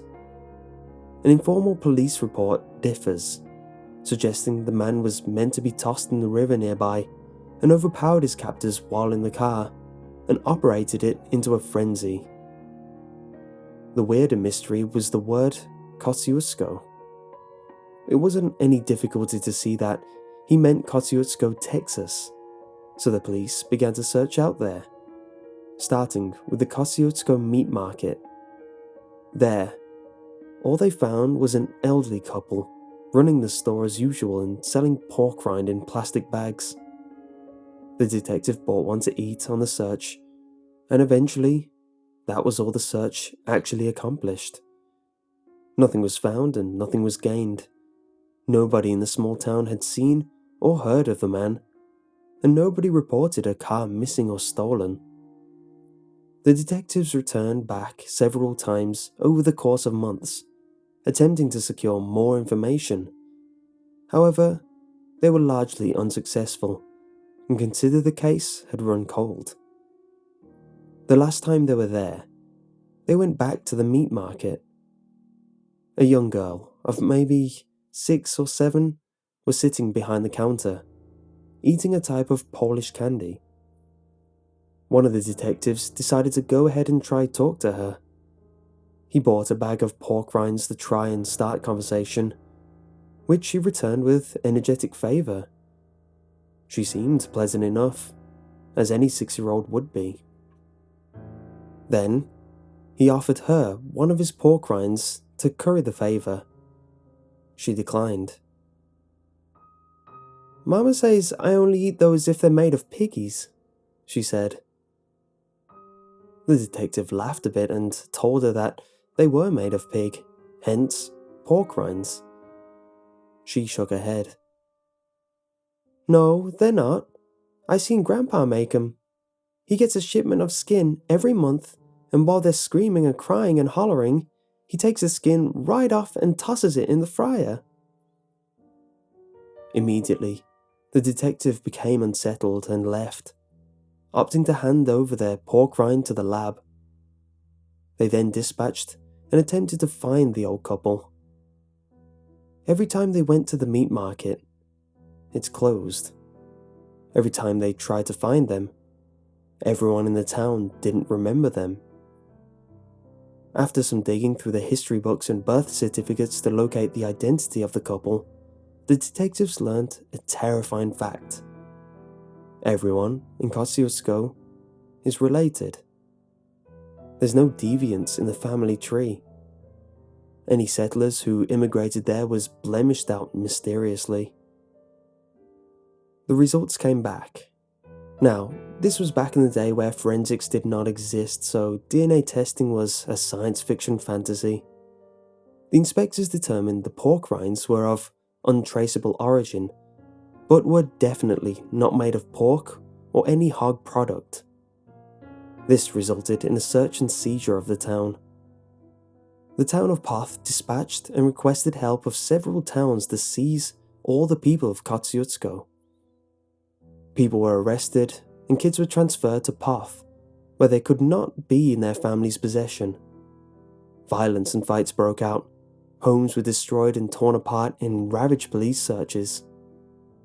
In one home, they found equipment with noticeable blood. In another, fragments and bones were found. In yet another, teeth were buried under the soft ground. Nobody was talking, and nobody was saying anything. This was before DNA, so the police couldn't determine what the blood was. The household claimed they butchered their own livestock. The teeth came from burying it for the tooth fairy. Bones and fragments were from slaying pigs with hammers. The rabbit hole went too deep, and the police didn't know what to do.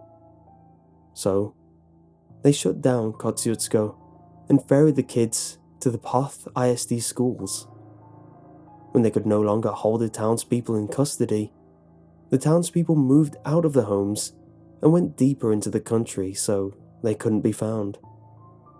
Then, the movie came out, Texas Chainsaw Massacre, and everyone was utterly convinced someone in Kosciuszko sold the story. Of course, it was just a coincidence. The two are unrelated, and the case of Kosciuszko never went solved.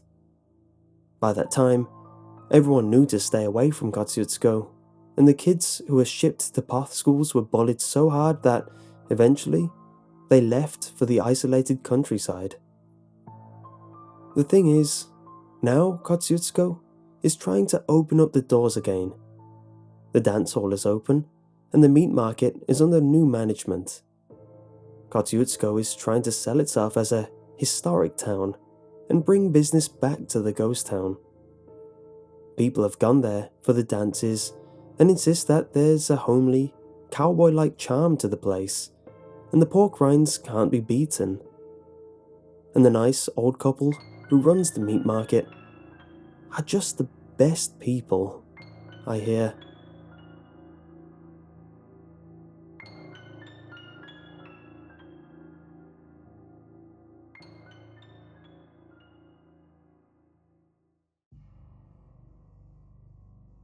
Let me start off by saying that As a kid, I got bored a lot, and seeing as though I unfortunately didn't have cable, I like to waste my time watching weird local TV stations.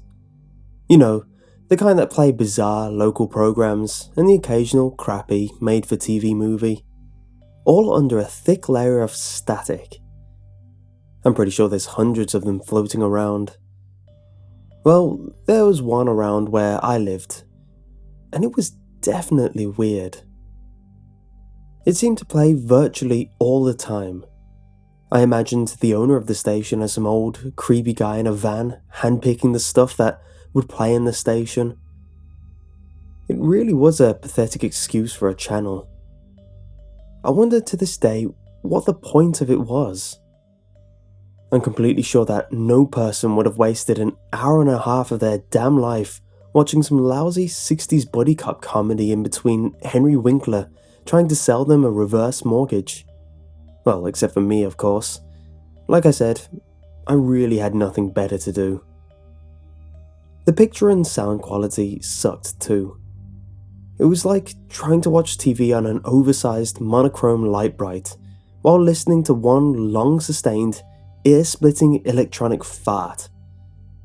Well, maybe not quite like that, but it was pretty close.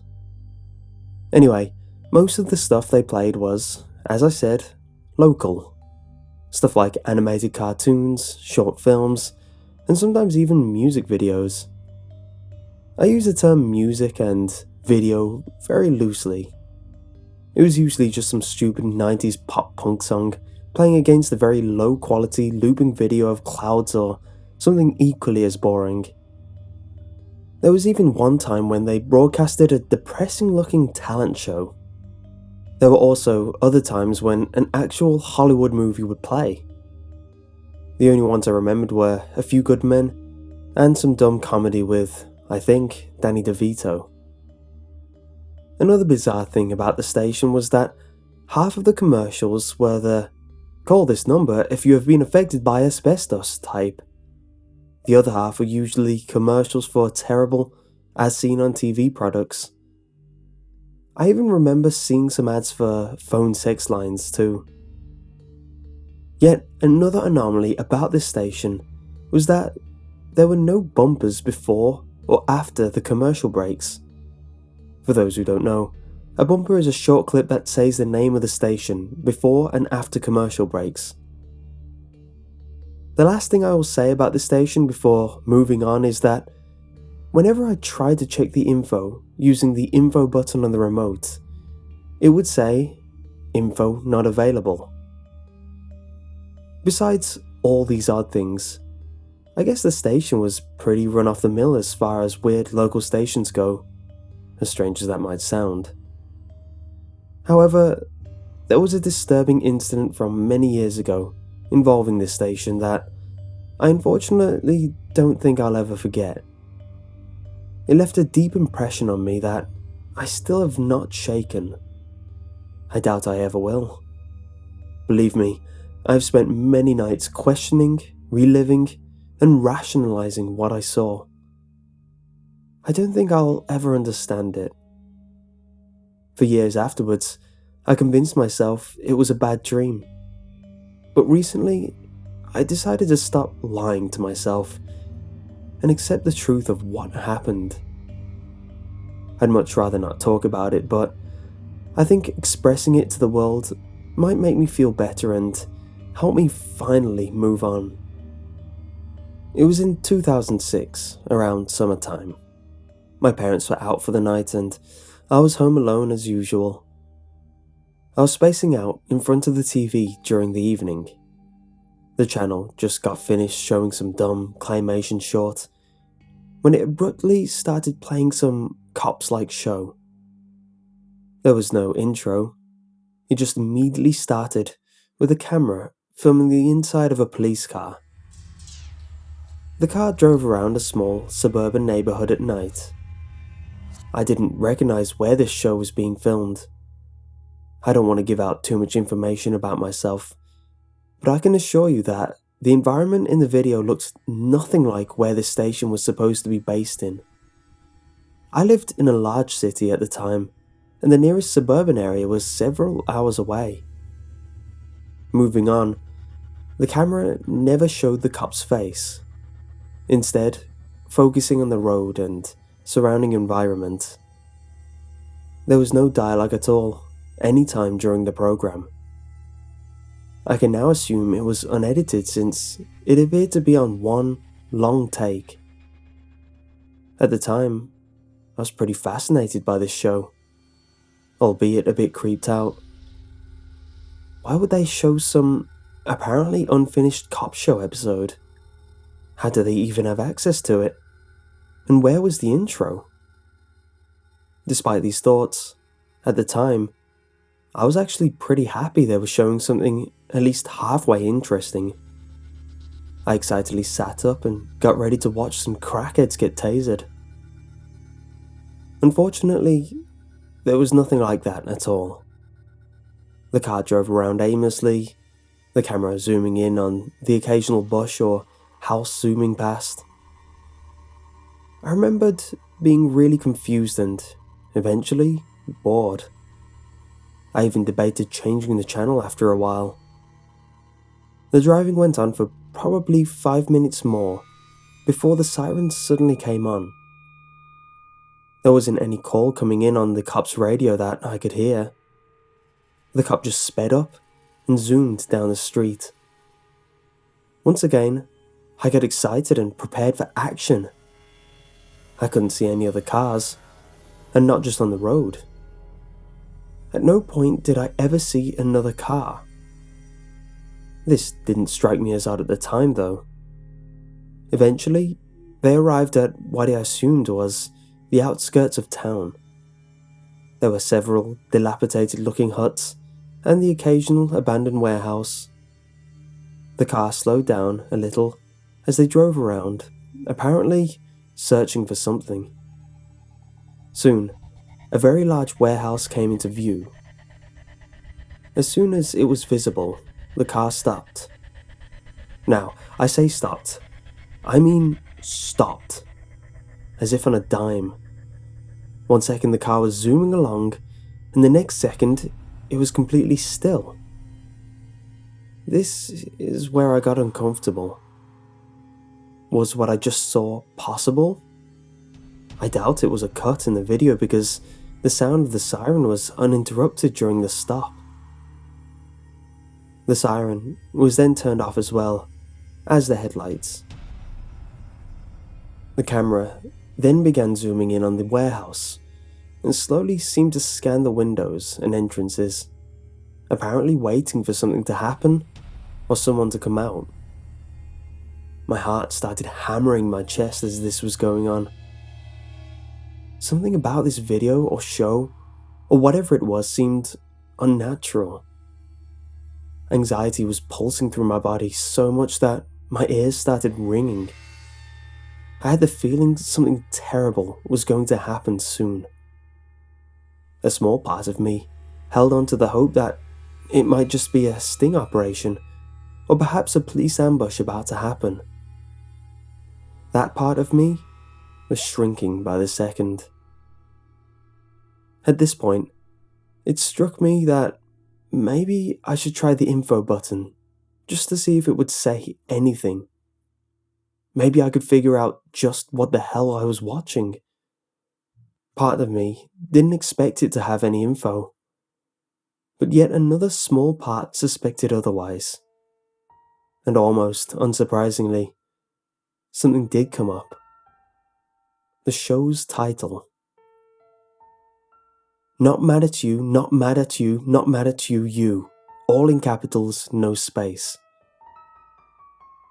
Before I could even begin to comprehend this, something on the TV stole my attention. Out of the doorways of the warehouse, a small, red hand emerged, like that of a child. My heart pounded frantically as it seemed to very slowly slither out of the building. The cop in the car did not react at all. The camera was focused completely on the hand. Again, there was a small stillness, as if the camera was suddenly on a tripod. I was fully expecting something to pop its terrible head out of the doorway at any time, and as a result, I covered my eyes with my hands. I sat and waited for about 10 minutes. Nothing ever happened. I started to sweat.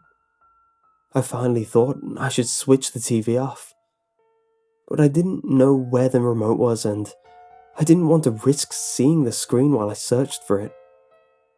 As I was waiting, I vowed I would never watch this channel or anything like it ever again.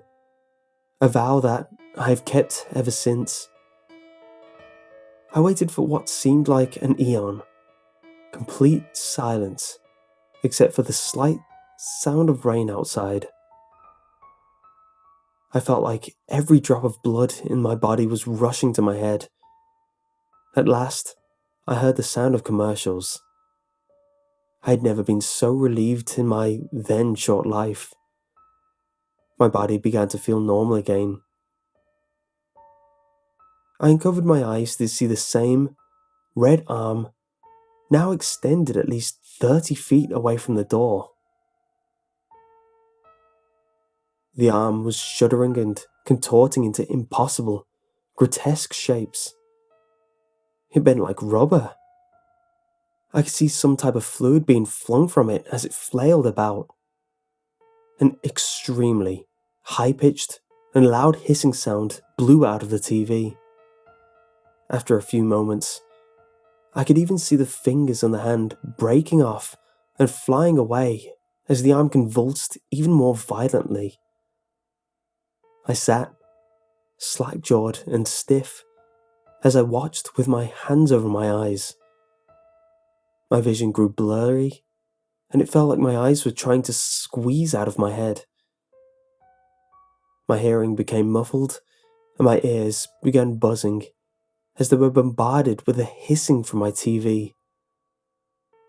My hands started shaking, and my arms twitched. My mouth was bone dry, my head throbbed, and my stomach felt sick. I was bathed in cold sweat. My heart dropped down to my feet. It felt as if every cell in my body was panicking. After all the fingers, and eventually the hand, broke off, the arm fell to the ground and began to shrivel up rapidly. It shrank and wilted until it finally crumbled into a small pile of dust near the doorway. I barely had time to blink before I witnessed several more identical arms appear out of the same doorway. But they didn't convulse. Instead, I watched all of them instantly shoot hundreds of feet up into the night sky.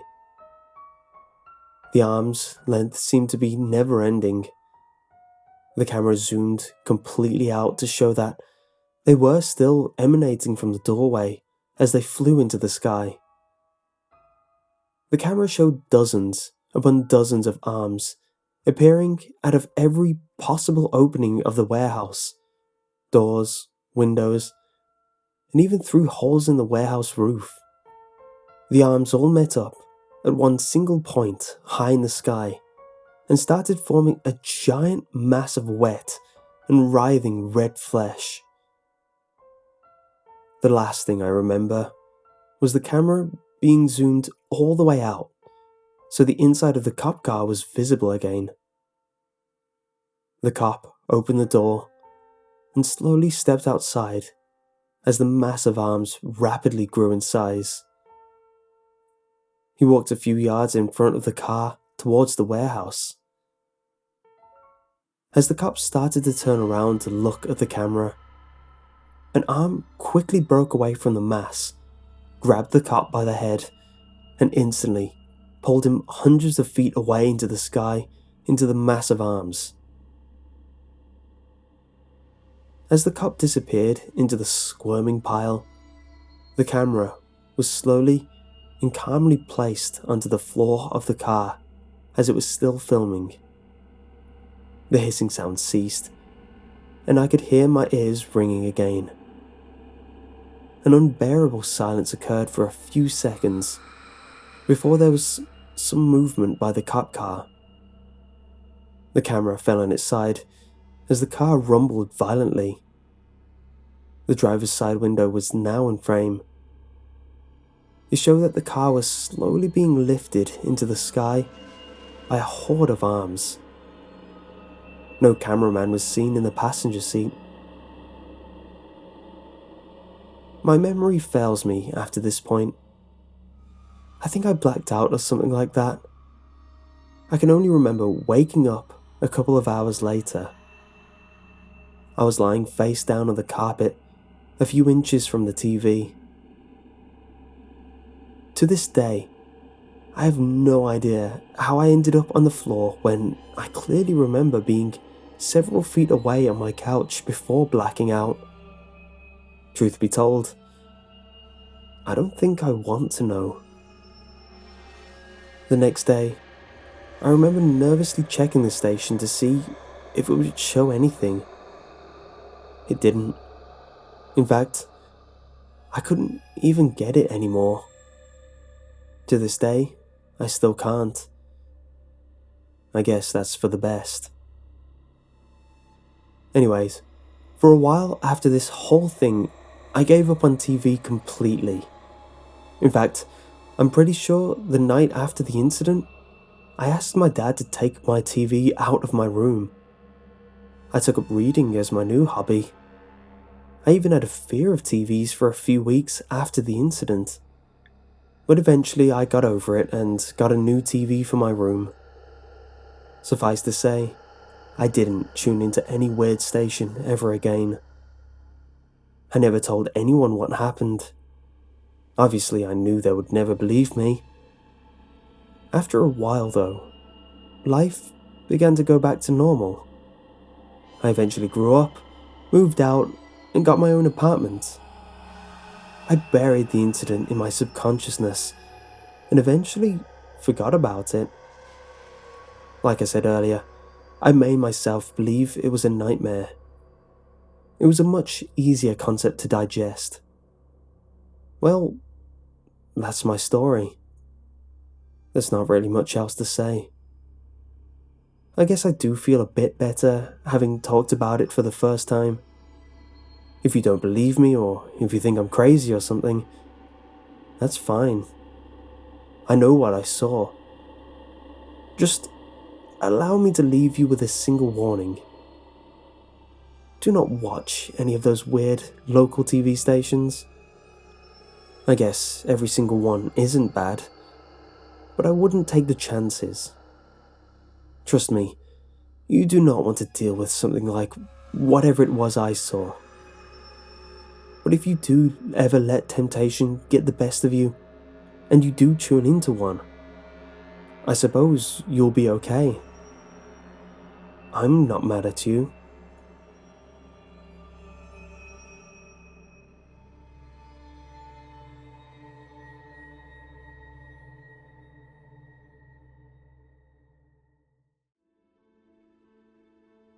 It's been happening for a month now. Whenever I stand in front of a reflective surface, I see it behind me briefly before it disappears from view. I have no idea what it is, but it always manages to evade me whenever I look for it. When I first noticed it, I didn't pay much attention, figuring that it was probably just the trick of the light. But then I began seeing it more frequently, and every time I turned around, it's gone. After several days and nights of glimpsing, turning, and wondering, I began to get more than a bit freaked out. Now, I know it's no trick of the light or my imagination. Something is there in every reflective surface I look into. I once even feared going into the bathroom or looking out a window lest I see the bright eyes and slinking form peering at me again from its dark corner. Even when I close the bathroom door or move something in between myself and a window, I can still feel it there, watching me. No matter how much I try to avoid or ignore it, I always know it's there, seemingly waiting in the shadows for the perfect moment to strike. I don't dare tell anyone. I'm not going to risk making a fool of myself. For the first couple of weeks I lived like this, with constant paranoia and an almost irrational fear of my reflection. But eventually, I realized that whatever it was, if it wants to harm me, it would have already done so. After a few days of relaying this reassuring fact to my head each time I stepped up to the bathroom mirror, I began to treat the sightings as though it is as mundane as a pigeon. Now I'm at the point where I sometimes talk to it. "Hey there, buddy, have a good night's sleep?" Or, "I'm gonna go out for a smoothie, do you want one?" Of course, it never responds. Although, every once in a while, it stays around for a few seconds longer than usual, before hiding again. It's been a strange few weeks or so. I know the being is there, but I don't care at all.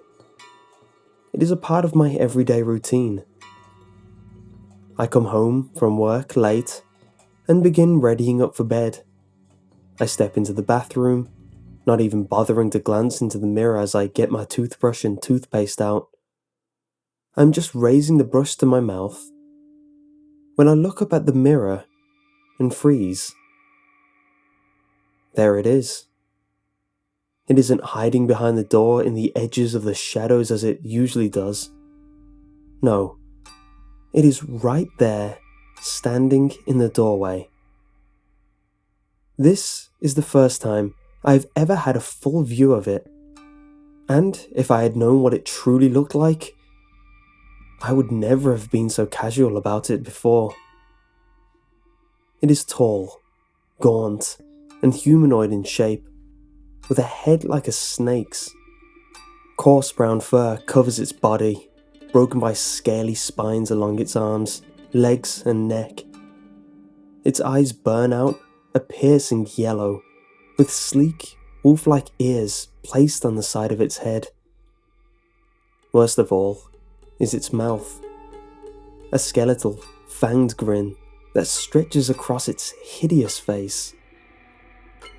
Going on my first instinct, I whirl around, expecting its vicious jaws to be the last thing I see. But to my surprise, there is nothing there. I even scramble to the door to look around, but my house is as normal and quiet as usual. It couldn't have hidden that quickly, could it? I turn back around and give a short scream as I see it now standing directly behind me. Its long, black claws raise up above my shoulder. I spin around, punching out and hitting nothing but air. My heart pounding and my mind in a panic. I look back at the mirror again, not knowing what to expect. Then, it happens. As if in a dream, I stand, transfixed, as the monster latches its claws onto my reflection's neck, yanking it back.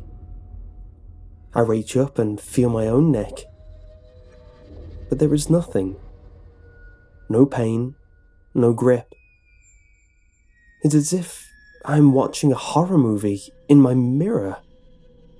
My reflection kicks and flails about frantically, its face a mask of pure fear and agony as the claws dig deeper into its shoulder and the beast begins pulling it out of the bathroom door.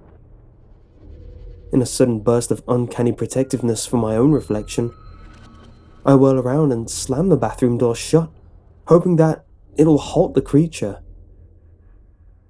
But when I turn back, the door in the mirror is still open, and my reflection is now desperately clinging to the door frame as blood spills down its body. I can never describe the sheer horror of seeing yourself, even just a reflection of yourself, being brutally attacked and not being able to do anything about it. Then, for the first time since the attack had begun, a reflection looks up at me, right into my eyes, with its terror-stricken gaze. It mouths one word: help, before going limp and being dragged off into the blackness beyond the doorframe.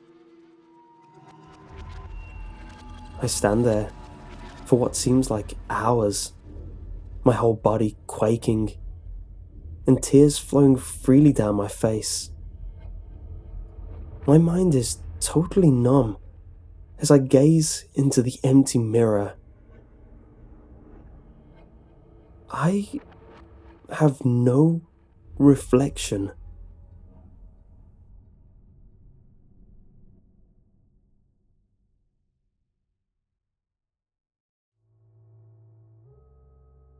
I have to stop doing this. I know I have work in the morning. I know I have one strike. But I just get distracted. The basement is dimly lit by a single light bulb hanging from the center of the room. Well, that and my television screen. The beige walls contrast the white carpet to make it seem almost as if it is glowing. I have a whole house to myself, but always find myself retreating back here. All that's changed in the past 10 hours has been the movies appearing on and off my screen, and the sound of my clock, which sounds every hour. That is what snaps me out of my trance. My eyes dart toward my clock and see that it reads 3.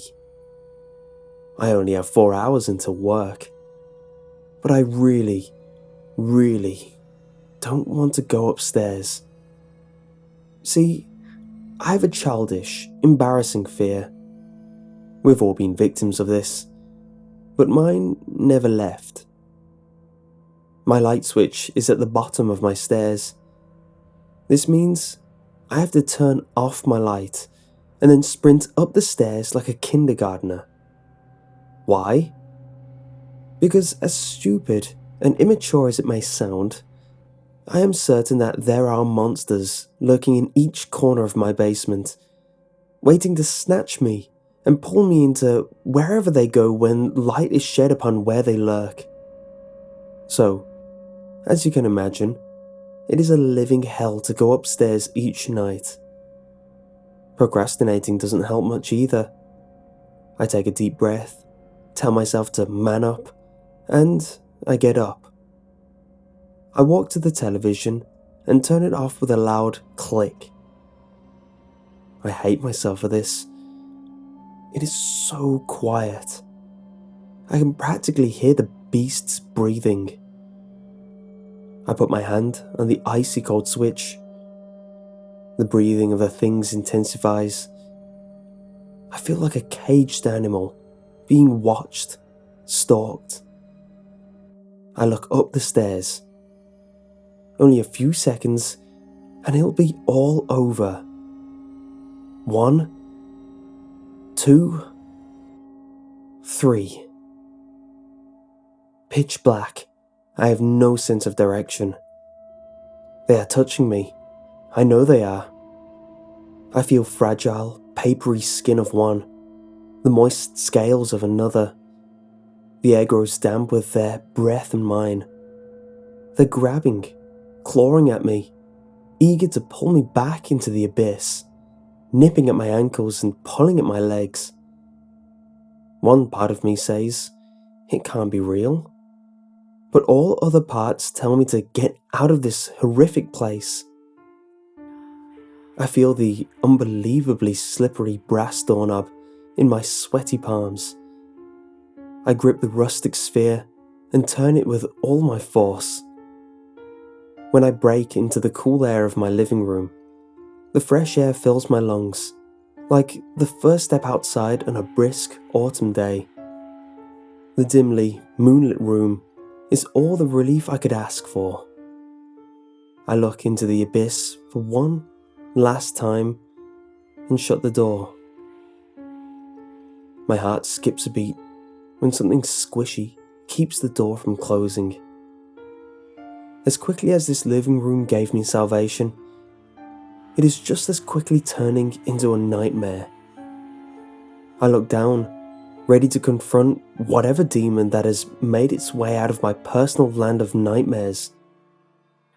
But all I am confronted with is a sock, my left sock, wedged in between the doorframe. I look down, and sure enough, only my right foot is covered. I chuckle to myself, wondering how I can be so childish, so silly. I toss the old sock into the darkness of my less horrifying basement. My sock was tossed back.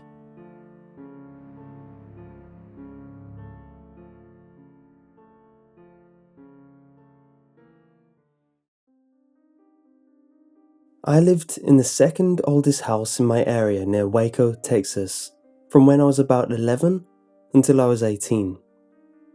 I don't know the significance of this really, but I feel it's the only possible explanation for any supernatural presence. I'm not sure when the house was originally built, but the rest of the houses around mine were built in the 40s and 50s, so I suppose it's older than that. The house seemed normal when we first moved in.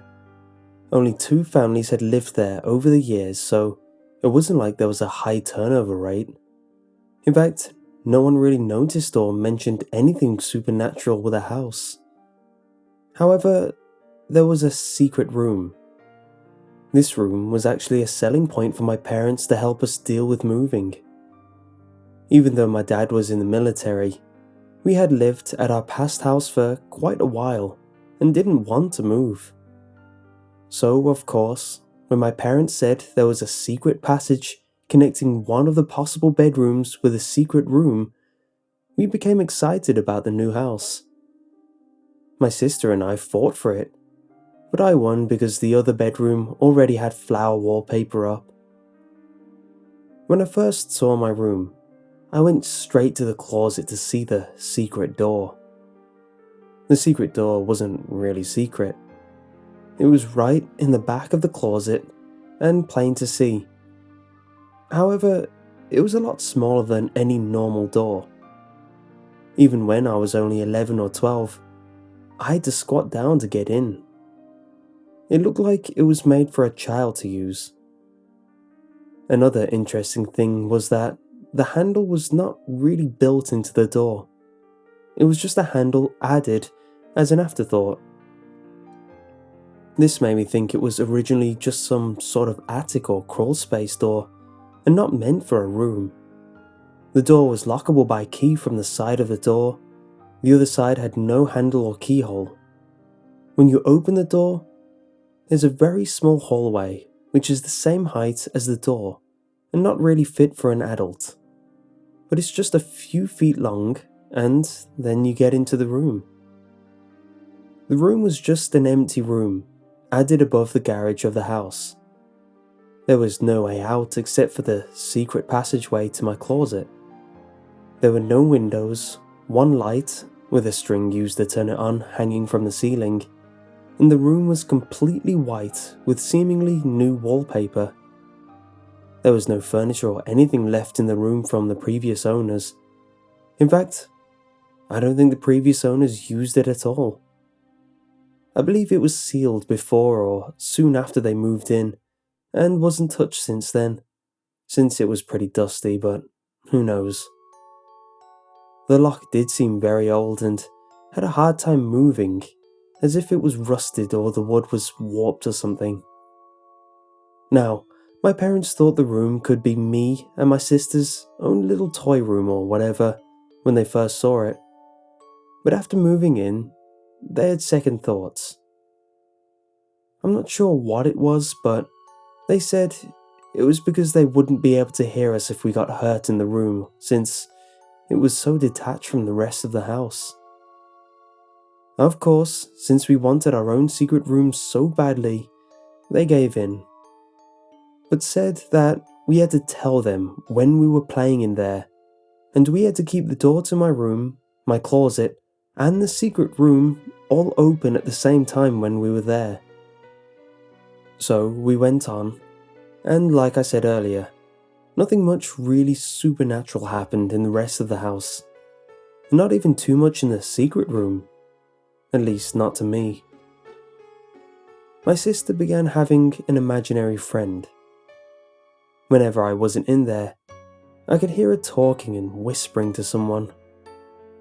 I noticed that, although at first she used to have fun in there, that as time went on, she kind of seemed sadder when she was in there. However, up until now, this could all be coincidence, so I didn't give it much thought. The only weird things that happened with me was that, at night, I thought I could hear some sort of scratching on the walls behind my room. Except, it wasn't really with fingernails. It was softer sounding. It wasn't on the door, but coming from the inside room.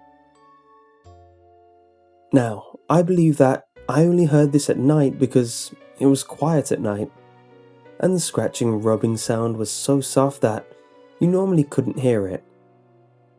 I really had no idea what it was.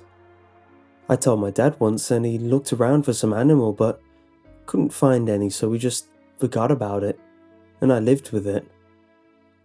Like I said, it was so soft it never really bothered me. It could be some far-off tree rubbing against the house for all I knew. This rubbing happened consistently, but like I said, I never paid much mind, at least until my sister went into the room one night. She knew about the rubbing too, and never really said anything about it. One night though, probably about a year or so after moving into the house, the rubbing was going on as usual. I was in that limbo before falling to sleep when I thought that someone was in my room and unlocking the closet door.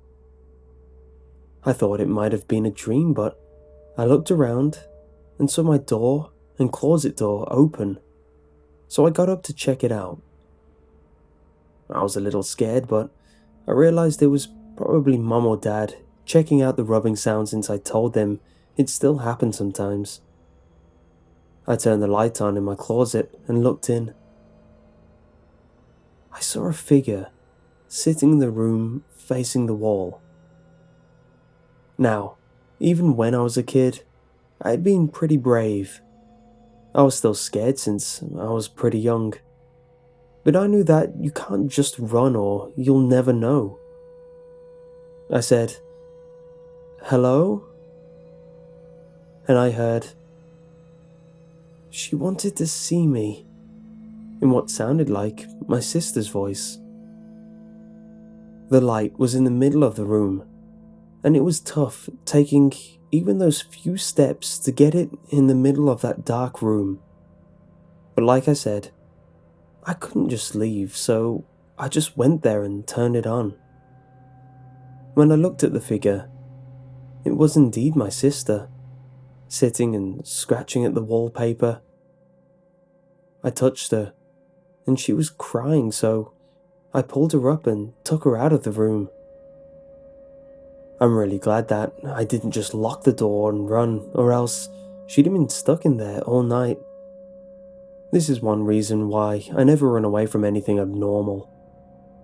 I locked the door, took her to her room, and watched her as she went to sleep. I really thought she could have been sleepwalking or something, although she never had before. And since it was over, I didn't want to wake up my parents. I went back to sleep. The next day, I asked my sister in the morning if she remembered going into the room, and she looked freaked out. I told her she was probably just sleepwalking, but she said that the girl asked her to come look at her pictures. She didn't start crying, but she was about to because she was so scared. I didn't ask who the girl was.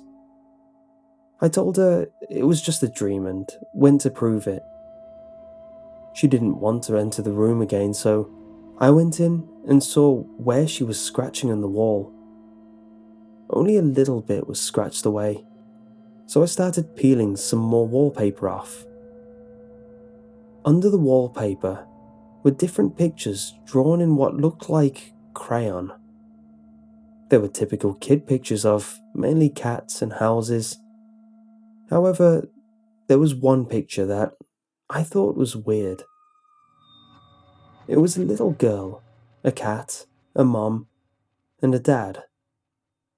Now, everything looked like a normal kid family portrait, except the dad had no face. It was just a circle. Of course, my rational side said she just never finished it. But still, the dad picture looked strangely out of place. Like the lines were distorted, like she had trouble drawing it. Anyway, I told my parents and they yelled at me for pulling back the wallpaper. I didn't want my sister to get in trouble, so I didn't say anything about her or what happened last night. My parents said we had to get it fixed now and were mad, and didn't let me play in there again as punishment. The whole thing seemed normal to me. Kid draws on a wall, parents put wallpaper up to cover it up. I didn't realize until later that night when the scratching, rubbing sound started up, that it sounded like a crayon. I really started thinking that the girl that my sister talked about was drawing on the wall. Now, after this happened, I started believing that the girl was actually in there. Once I started acknowledging her presence, weirder things began to happen. It happened really slowly. I was about 14 or 15 after the episode with my sister, and the weird things were happening slowly over the course of the next years I lived in the house, up until I was 18. The changes were so subtle that I didn't really notice that they were happening until much later. The drawing sounds increased a little bit, and soon were audible, even during the day. I also started hearing little pattering of feet. The more I heard these things, the more emotional I felt about them. I started feeling angry the more I heard the sounds, especially when I was trying to sleep. However, I always managed to control myself, and tried to think that this girl was obviously sad and just trying to have fun, and I calmed myself down. However, this was going on so long that I finally asked my sister when I was about 16. I asked her if she ever heard the sounds.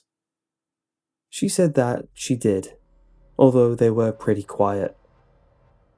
Now, I didn't think this was so weird since obviously I could hear them too, and I told her how annoying it was.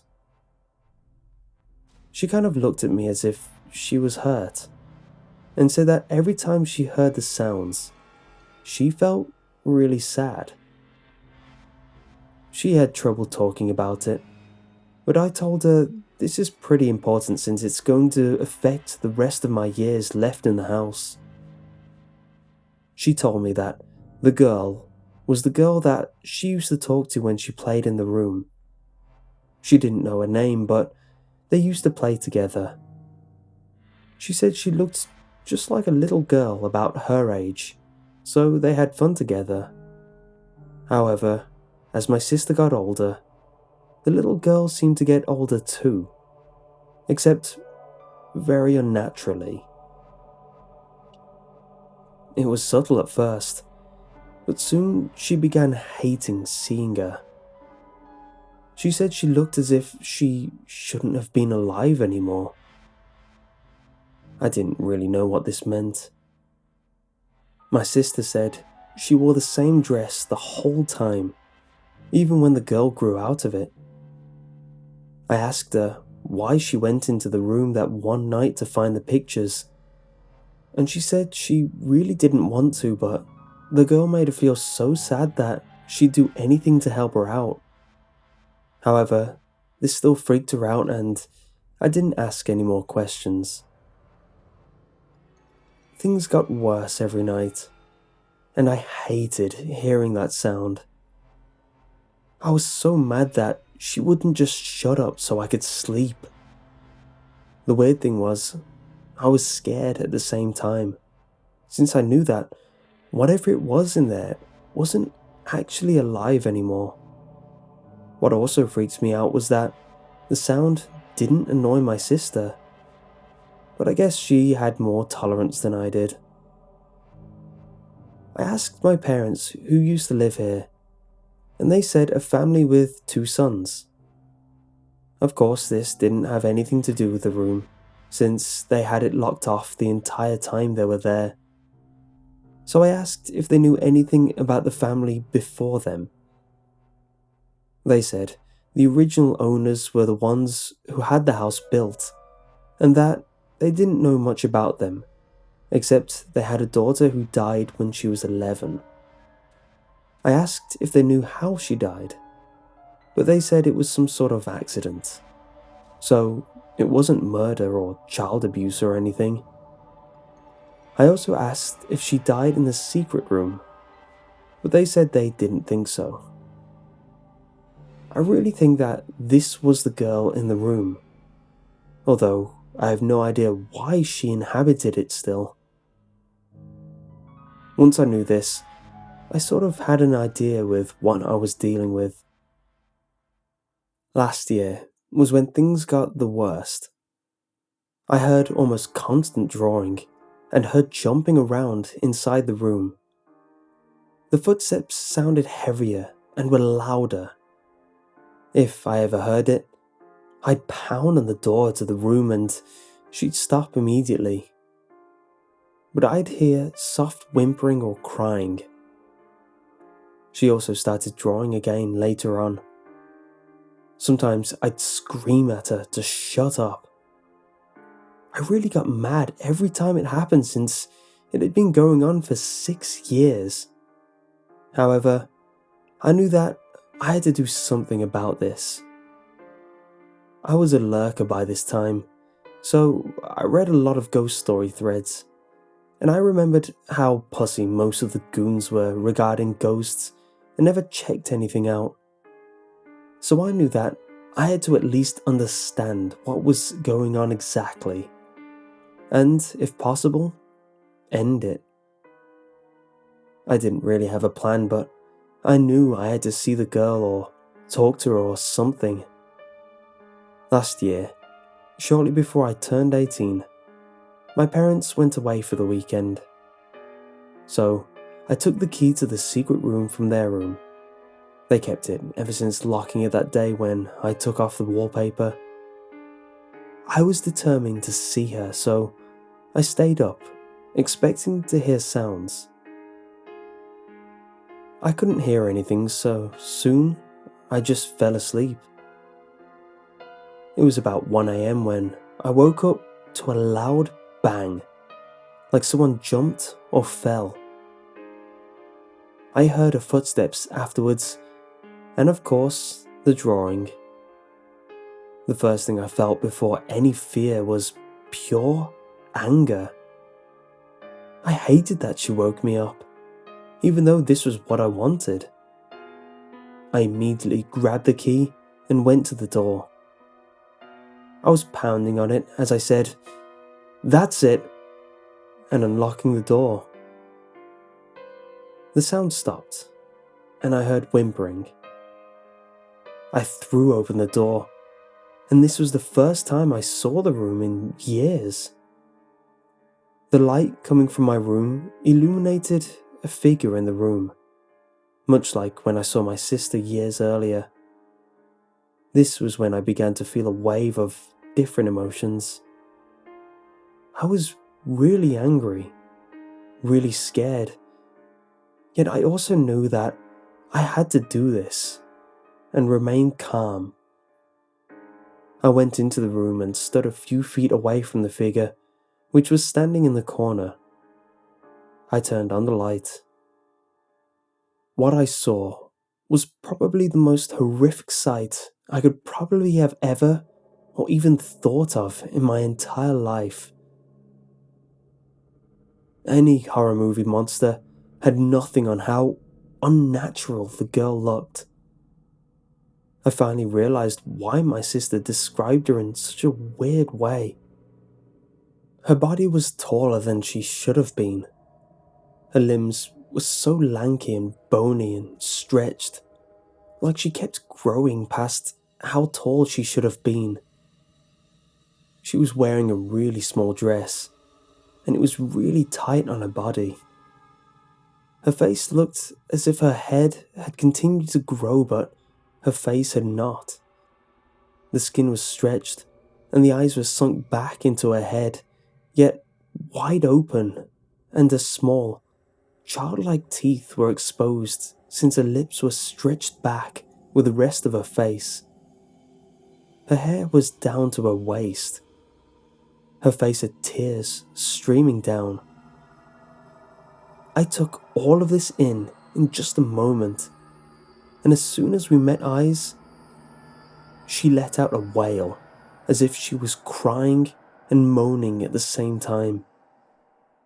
It wasn't a loud wail like most people describe ghosts.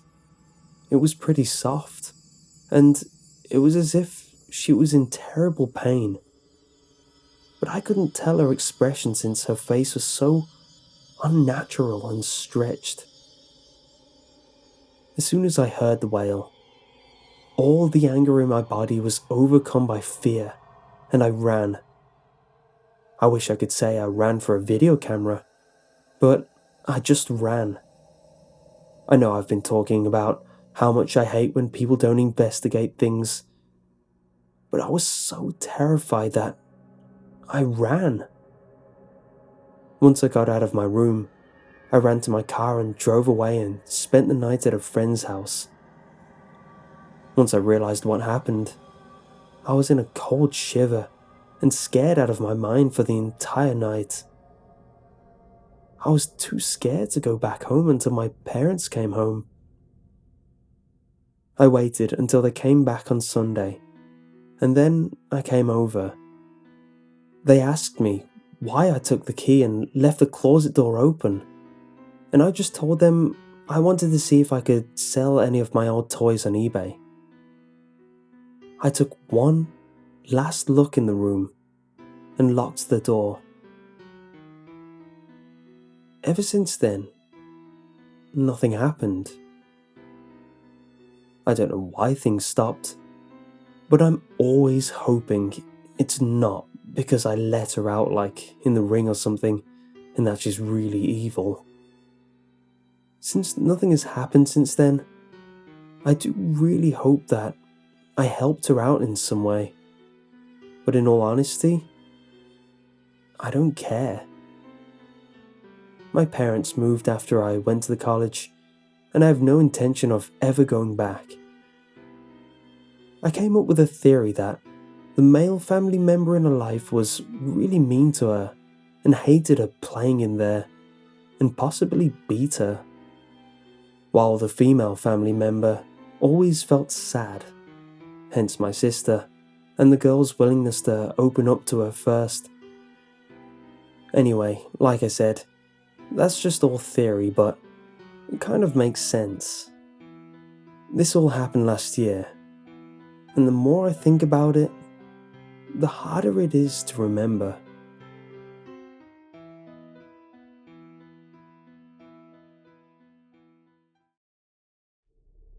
This ritual has been passed down throughout the centuries and originates from the British Isles during the Middle Ages, where it was viewed as devil worship by Puritans and a way to protect your home by those who knew that what was really standing in their fields was not the devil. If completed successfully, the ritual will ensure you 1 year of safety, physically, physical, and/or mental, depending on the events during the ritual. You will need a house in the countryside, preferably with a field of crops out back. Technically, all that's required is a large backyard. The larger, the better. But success has only come from houses in the countryside. a candle. Attempting to use a flashlight, cell phone, or any other electronic source of light will be unsuccessful, causing the light source to flicker and die after only a few seconds, which is why either a candle, an oil lamp, or any sort of non-electrical illumination is recommended.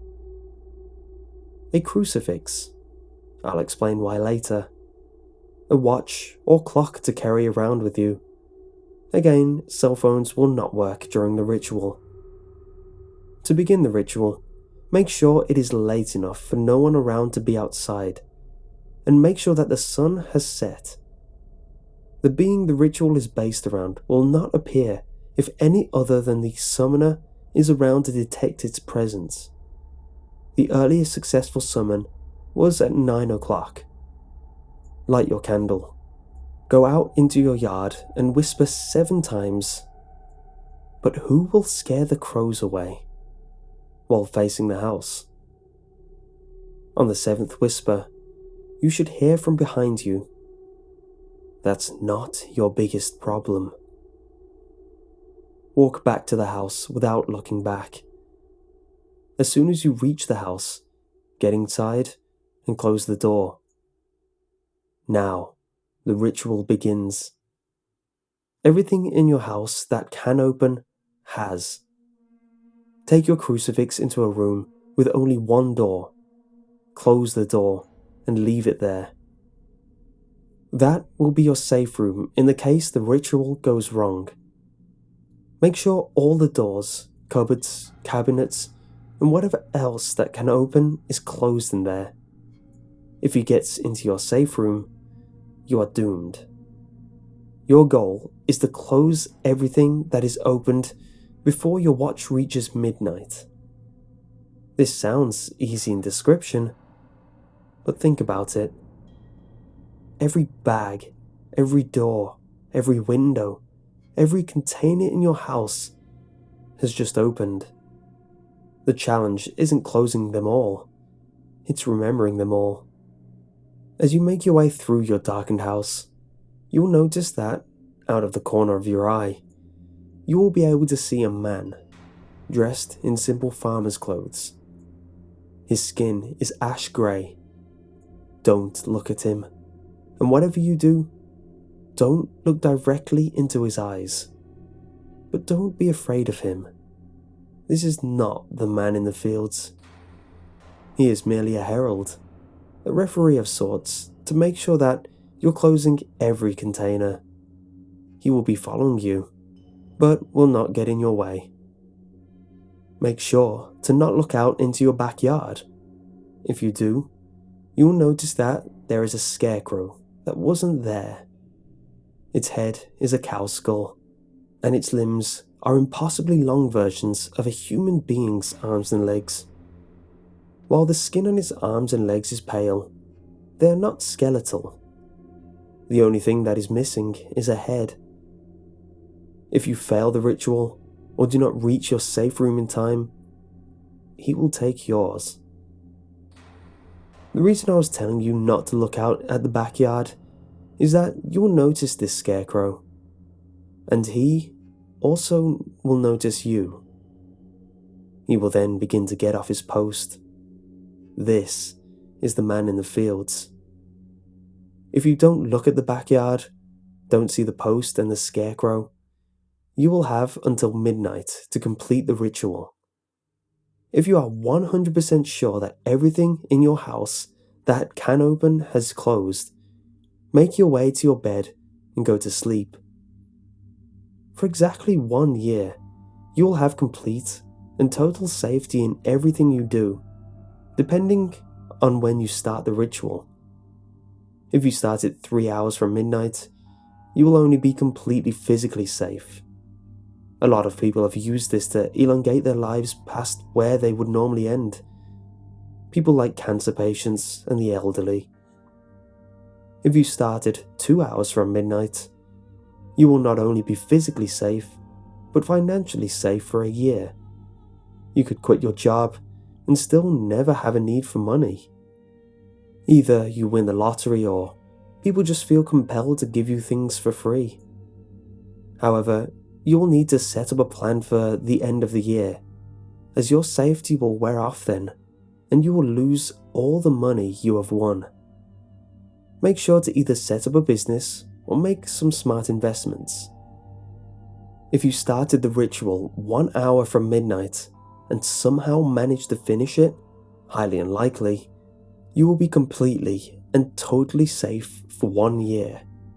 None of your actions will ever have any negative consequences.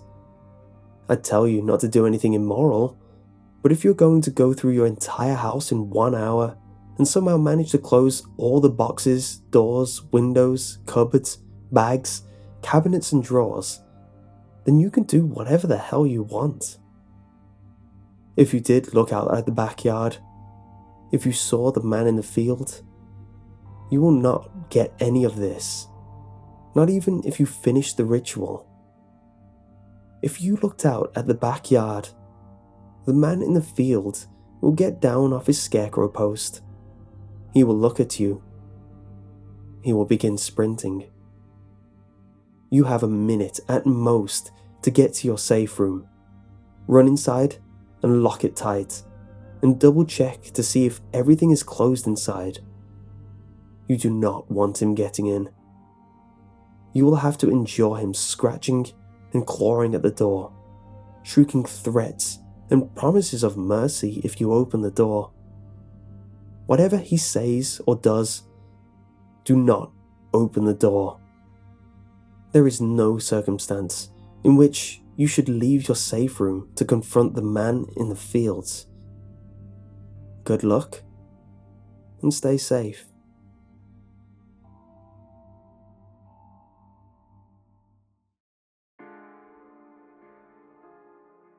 Korisan is the most famous scary game in Japan. It is similar to the Ouija board and is mostly played by Japanese schoolchildren who want to summon a spirit so they can ask questions about the future.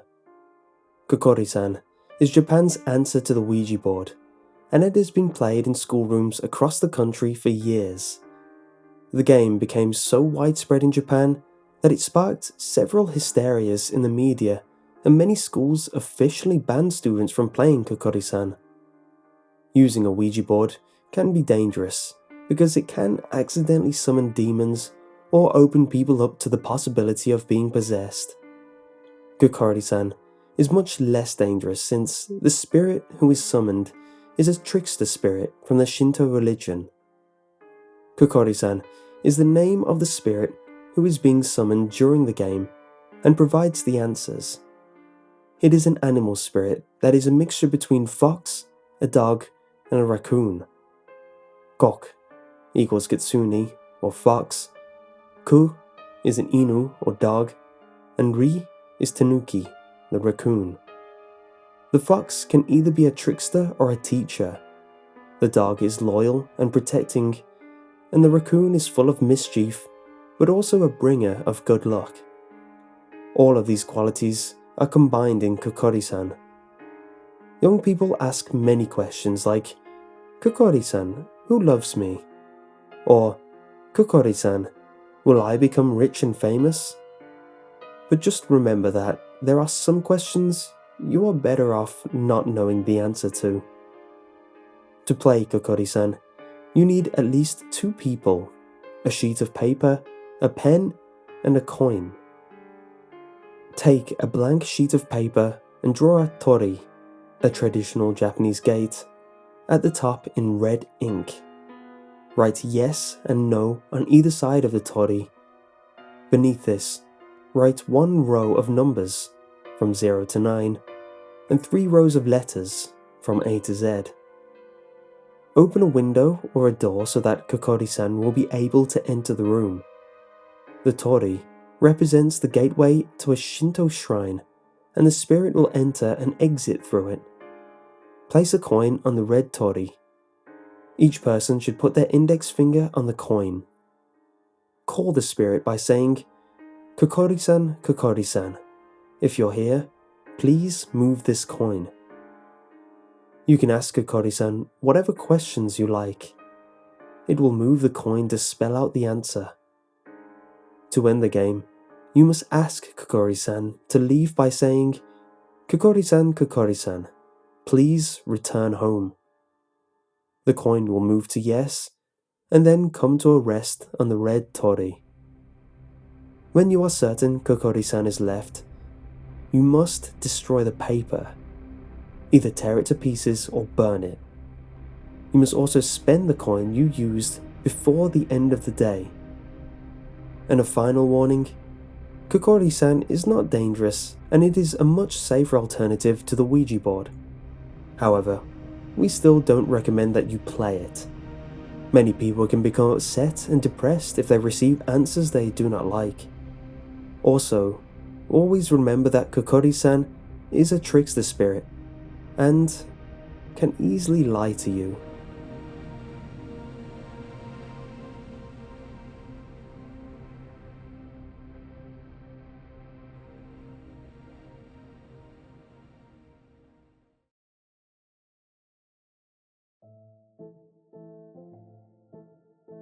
The following is something I made up, but by listening to this, you have made it real. It is best to prepare beforehand so that way everything can be on time. Timing is very important in this game. You will need a dark room with or without windows. Windows if you want safety. If you have windows, there must be curtains or sheets on them. No light can be seen. There may be furniture in the room, but not much. The floor should be clean. I don't recommend having anything hanging on the walls. They might fall down, depending on how the game goes. There should be some sort of seating arrangement for at least 3 people, or no more than 5 people. This includes a circle of chairs or a couch. I recommend the chairs if you do not wish to share a seat. The room is ready. I recommend memorizing the way to your seat. You will not want to bump into anything on your way there. I also recommend having your game room on the same floor as your bedroom. Go to bed at 8 that night. You will want to sleep. It is imperative that you sleep for a duration of time, no matter how short. Leave your room at 11:50. Put a blindfold on your eyes before you leave. Walk to your seat. Do not be alarmed. Nobody will block you. Sit in your chair. When you feel that 10 minutes has passed, you will know because it will have felt like 20 minutes. Invite them in. If it happens that you do not want to go through with the game, then go back to your bed without taking off your blindfold. If you wait longer than 10 minutes, they will be offended and enter anyway. Do not let them enter on their own accord. If you take off your blindfold, it is a signal of fear. They like your fear. You do not want them to like your fear.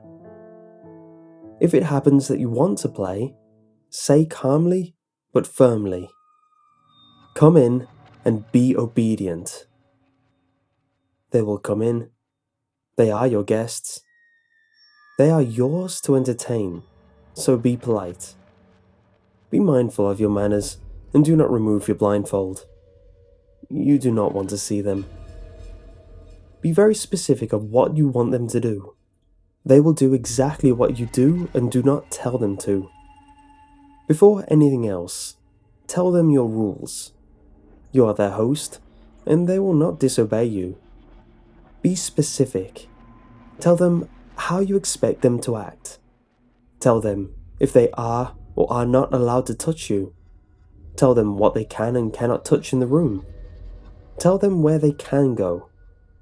They are like children. Instruct them with precision. You may tell them to sit. They will sit. You will know when they are seated. You may ask them questions. They may lie to you.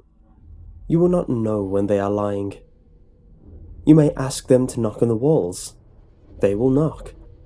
You will hear them knocking, as well as anyone else in the house. The other person may wake up from the knocking. If he or she does, pray that whatever pain comes to you will be swift. You may ask them of your future. They will not know. They will not tell you. You may do anything, but you must not cross their lines. You will know when you are crossing their lines. If you wish to ask them something, and you feel even the slightest hint of something wrong, do not ask it and do not mention it. The moment you cross their lines, you are dead. Remember to never take off your blindfold. They will ask you to. They will beg you to. They will try to force you with the sweetest tongues and the harshest tones. No matter what, do not take off your blindfold. And above all else, do not be harsh with them. You are their host. They are your guests. You must never be unkindly to them. They will see it as a threat and take care of you as seen fit. When you are done with them, tell them to leave and not return unless you invite them to do so. Tell them that you enjoyed their time. They love your flattery. You will know when they are gone. Do not take off your blindfold. When they are gone, walk back to your room and go to bed. Do not take off your blindfold. Sleep. You will dream of nothing bad. You may take off your blindfold when you wake, so long as it's daytime. For the rest of your life, they will follow you, but they will never be in plain sight, and they will never be there when you look at them. They will always want another chance to meet you. Do not exceed 3 meetings. After the 3rd meeting, they may invite you. You cannot decline their invitation.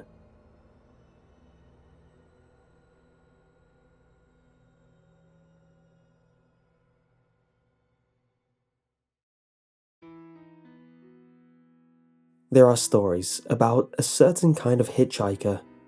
They only ever appear at night and on quiet roads, seeming to flicker into existence in the very edge of headlights, never carrying a sign, always with an expression of deep despondency on their faces, swathed in a heavy coat and long pants, usually with gloves. If you stop, they will seem cordial enough, polite, but hardly chatty. They will assure you that the next town or city along your route will be a fine spot to leave them. Normal enough. Unless you try killing them. They die easily enough. But look underneath their clothes, and you will see that their skin is marred with lines of scars, forming repeating patterns that are unsettling to look at, and even more unsettling in the context of their skin. They have no wallets, no identification. If you slice their belly open, however, they're different inside. There's no blood, no muscle, only a hollow cavity containing a single object. The object varies. Examples include a single coin, heavy and golden, and engraved with runes nobody could ever decipher. A diamond gem with fractal edges that slice bare flesh to ribbons. A small vase, quite unbreakable, that smells of the ocean and is always damp. Once you possess a hitchhiker's object, you will find yourself always driving the quiet roads at night. You'll never mean to, but somehow you just will. The lure of possessing a single one will hum quietly in your head. You'll strain to catch sight of a figure appearing in your headlights. Try to resist the impulse to stop, and sometimes you might. But sometimes you won't. You try telling yourself that this is just a normal person on an adventure, someone who ran out of petrol. The logical part of your brain will scream at what you're doing. You'll smile and nod, and they'll get into the car, and you'll slowly, casually reach under your seat, in your pocket, or across to the glove box.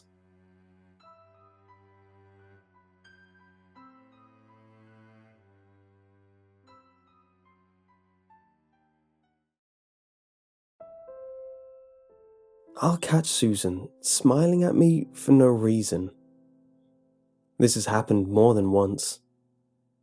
We'll be watching TV, just the two of us, like always.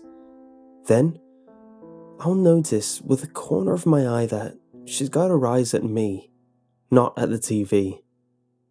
Head turned 90 degrees my way, a frozen smile on her face I can only barely make out in my peripheral vision. Something unnatural about it. And then I turn to look, and she's got her eyes on the TV again. I asked her about it the first time. She denied it. I was afraid I'd sound crazy if I pushed it, so I never asked again. There were other things too. Susan had a twin sister, died during the birth, but never talks about it. Just last week, I turned off my lights and closed my eyes. Susan was already asleep. I woke up in the middle of the night to find her side of the bed empty. I turned around, and she had that same smile by the side of the bed, watching me. "Honey, what are you doing?" No response. "Honey?" Just the smile.